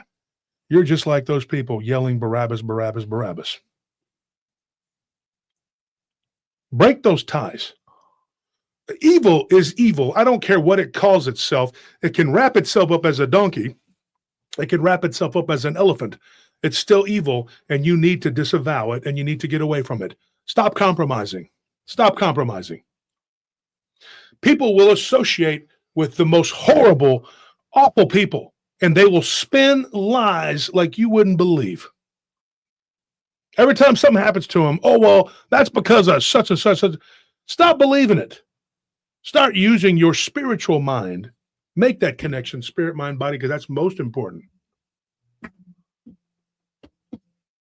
I'm not I guess technically you'd be, I guess by IQ genius, but I'm not the smartest genius in the world. There's other people who have higher IQs than me. And maybe they have as much love for Christ as I do. I don't know, but I love Christ. I love Christ with everything I got. Everything I got. And when these demons come for me, whether they are people or whatever they are, demonic spirits, whatever, you hit them as hard as you can. You don't fiddle fart with them. You don't play around with them. You don't negotiate with them. You destroy them. They are not of God. You know that. You know that. Because if you have them in your heart, you know who's what and what's what. You don't have to, there's no confusion. Why are you confused? When Jesus said it is done, that Satan no longer had the ability or the power to offer him the kingdoms of the world. Prior to that, Satan was the god of this world. Well, he still is, but his power, we are facing a different Satan than the one that Jesus faced. Jesus faced Satan at his full power. At his full power, where he could offer him the kingdoms of the world. When Jesus was done with him, well, guess what? We're facing the devil that all we got to do is say the name of Christ. You know how hard it was for our ancestors before that? They didn't have that. If you read the Epic of Gilgamesh, the best you could hope for was to sit at a table with your friends and eat ash in the afterlife. Wow. Through Christ, you have a clear path to the Father and back to the source. That's why he had to come here, because God said, there's something wrong. We need to get down there and deal with this. He sent his own son to deal with it. And so when people tell me, he said, oh, why hast thou forsaken me? And they're like, yeah, God forsook him. No, he was reading Psalm 22, and he was quoting the prophecy of his ancestor David, when David said at the end, it is done.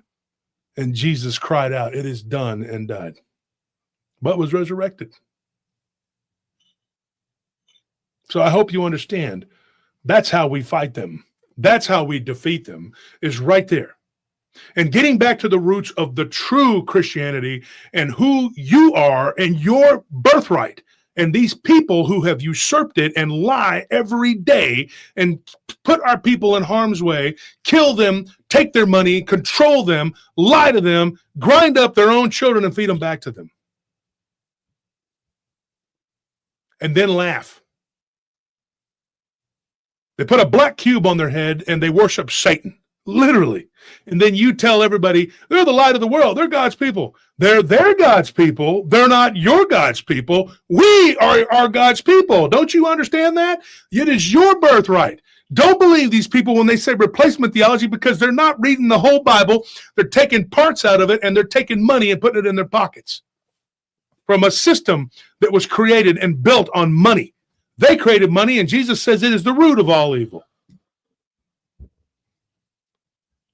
It's the truth.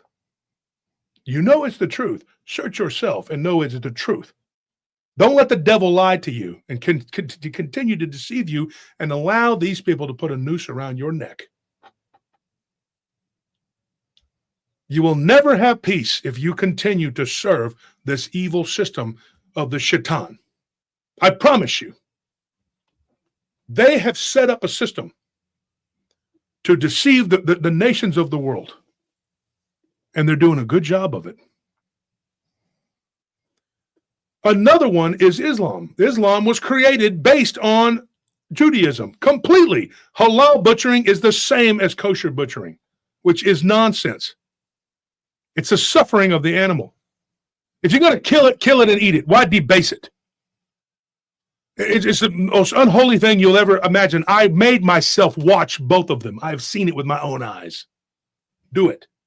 I bet you have a different view after that next time you eat something that says it's kosher or halal. If you have any shred of decency in you and you're talking to somebody who's killed what he can eat, I've done it. If you're going to take an animal's life, you make sure that you better damn make sure that you make it what it's supposed to be. You don't play with it. It's not for looks. It's not for fun. That's me. That's me telling you that as just a regular person. And I get pretty heated because I know the truth. And I'm tired of him hawing around and dancing around it. I told you tonight, that's the truth. That is the absolute truth. These beings are what they are. They're going to do what they do. Everybody's going to come down on us. They're going to come after me. They're going to come after you. They're always going to do this. They're never going to stop because you're speaking the truth in a world of lies. When you light that tunnel, the creepy crawlies in there don't like it. They don't like light. We talked about that with these crawlers. Mm-hmm. They don't like light. They hide from it. Shed the light into the darkness. Show them who you are. And remind them that your Savior died for you and the war is already over. What you're facing now are the remnants of this shattered system. They have rebuilt it in their image, but their God is flawed. Simple as that. That's how you fight them. I got to go. We will talk again, God willing. But I told you what I told you. I said what I said. I'm not going to back down and go and change it up and go, well, actually, no, I'm going to tell you. This show was never meant to grow the way it did. No. We could do a lot of things to hit the algorithms to make it bigger. But we may never be at 100,000. The powers that be have already caught on to me and us. And they have really done what they're going to do. We're getting like 300 subs a month. For a show as powerful as ours, that reaches as many people as ours, and ours are all real subs. Some of these people have these hundreds of thousands and they don't have anything. You get a chat, they got 200 people. Or they'll have a bunch of people in the chat, there's nobody's talking. Yeah. Ours is the real McCoy, the real deal. And you're real people. You're paratroopers. And you're listening to someone who is absolutely on the side of God. I am not telling you that I am a saint, and I am not telling you that I am a good person, preacher, whatever. I'm telling you that I follow the truth. I follow God. I follow Christ. If it's not your cup of tea, then go be with whoever is that's not going to talk about God. Because if you want the truth and you want to know how to defend yourself against the evils of this world, this is how you do it. Stand for it. Stand up. Because if you don't stand for something, you'll fall for anything. And there's a lot of that going on. Yeah. The Shaitan, the system that they have built, and the people that serve them, the fools that they are, if they would just come to our side and do what is right, the Shaitan would fall because they have no one to drain. This is a vampiric system dependent on the blood of the innocents. Anytime you get too close to the truth, they do one of two things. They kill you or they drag your name through the mud. They take your reputation and destroy it. That's what they do. They'll break you one way or the other. It's up to you who you follow. You don't have to follow me. But you better be following Christ. That's all I got to tell you. That's it. I got to go. I got to run. I am well past time. And I thank you for everybody who tuned in. Thank you for donating. Thank you for being here tonight. A lot of people aren't going to like what I said, but it's the truth. There's people that will argue and they'll try to use scripture they'll twist it and try to make it fit their narrative. Don't fall for it. Don't let them lie to you. I've lost many friends and some family over my beliefs and my views, and I have shown them the facts. And I've shown them, I've told them, this is where it's at. If you don't believe it, don't believe it. It's right there in front of you.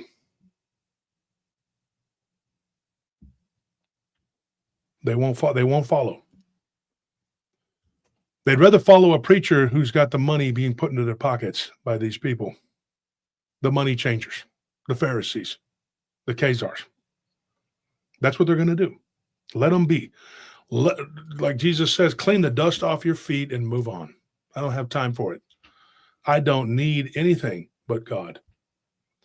Jesus was surrounded by his enemies at death. All of them were around him, gloating, happy, gleeful. Demons looking through their eyes, cheering.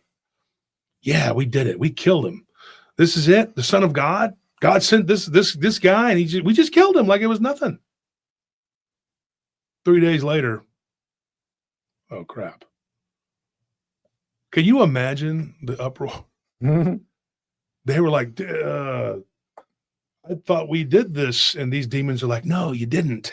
Because he's walking around now. It's going to take generations and generations and generations to lie and repollute these people's minds. But the message is there. And Jesus will always be a thorn in their side until the day he comes back and just destroys them utterly. And they know it. They know it. The time is short. Our time is short. Don't waste it.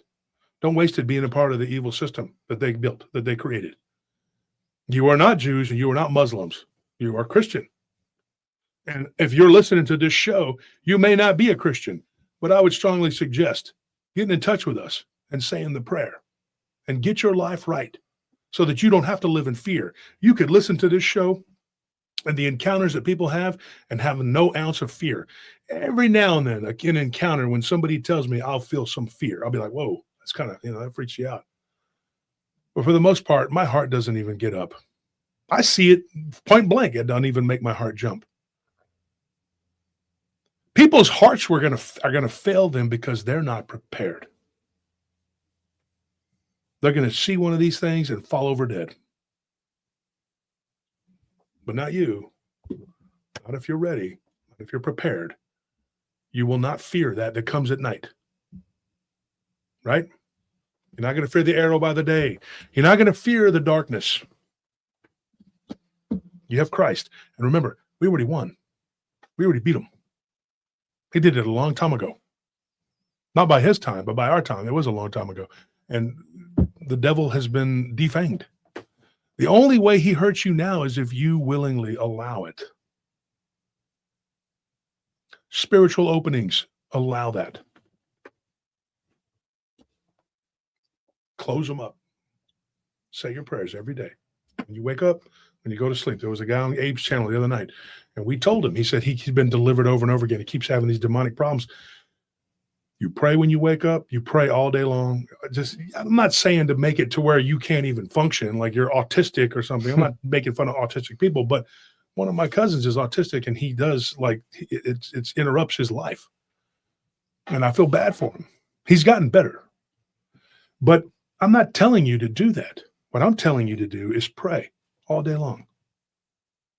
Anytime you need something, if the anxiety hits, I pray, and I calm down, and God always helps me out. It's when you doubt, when you think, well, maybe it's not, this isn't, don't do that. Don't do that. You're powerful. You have the power.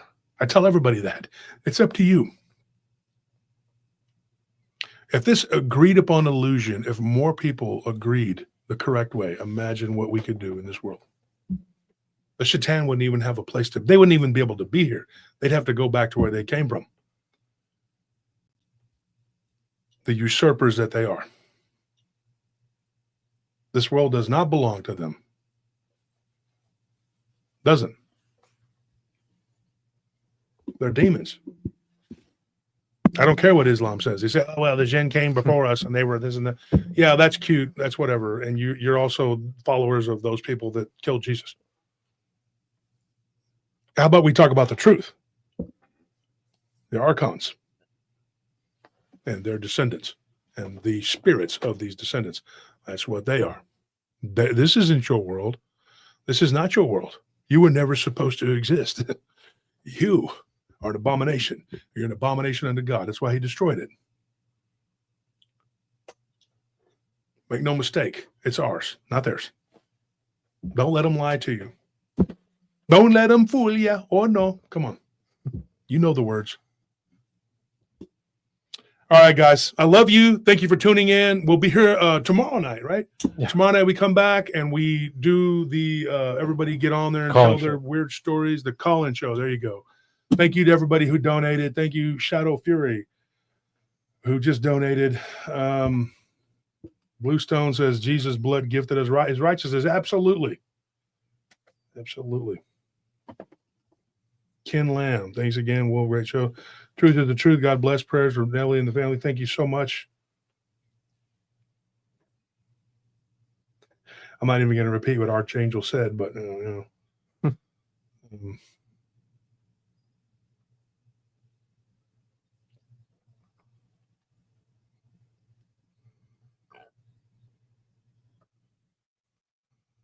That's right. Missy B says, I've never been afraid of the darkness. I've only been afraid of God. That's it. There you go. All right, guys, I'm out of here, man. Thank you for tuning in. We'll see you tomorrow night. Good night.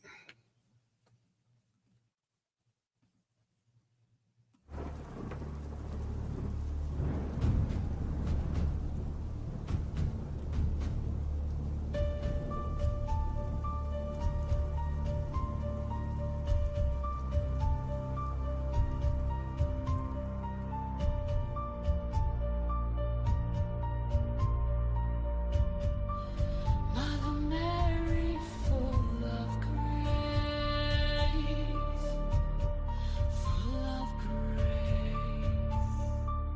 I don't want to be left in this place. I confess my sins again and again, brought down to my knees. Please, Father, set me free. I know you see all the pain inside me. Rosary, Mother Mary, can you help me? Please, God, don't forsake me. Remember me, holding on tightly to my rosary. I'm a sinner, from cradle to grave. Jesus, I hope it is I that you save. I've cried regarding my life. Please, Lord, don't cut me out of the book of life. Rosary, Mother Mary, can you help me? Please, God, don't forsake me. Remember me, remember me. Holding on tightly to my rosary. My repentant heart bleeds, my spirit cries. I'm completely dying inside. My sins are great. I've tread the fire lake. Forgive me. What will it take? Reach for me, oh Lord, in my weakest moment. All of thy own. Rosary, Mother Mary, can you help me? Please, God, don't forsake me. Remember me, remember me. Holding on tightly to my rosary. I am guilty. I am guilty and filthy. Forgive me, take this pain away. I know I stray. My soul is tired with heavy burdens, no clergyman redemption. I stand alone, my sins ingrained into my bones. Heaven or hell, where will my soul dwell? Eternity is waiting for me. Jesus, I beg, have mercy on me. Rosary, Mother Mary, can you help me? Please, God, don't forsake me. Remember me, remember me. Holding on tightly to my rosary. Mother Mary, can you help me? Please, God, don't forsake me. Remember me, remember me. Holding on tightly to my rosary.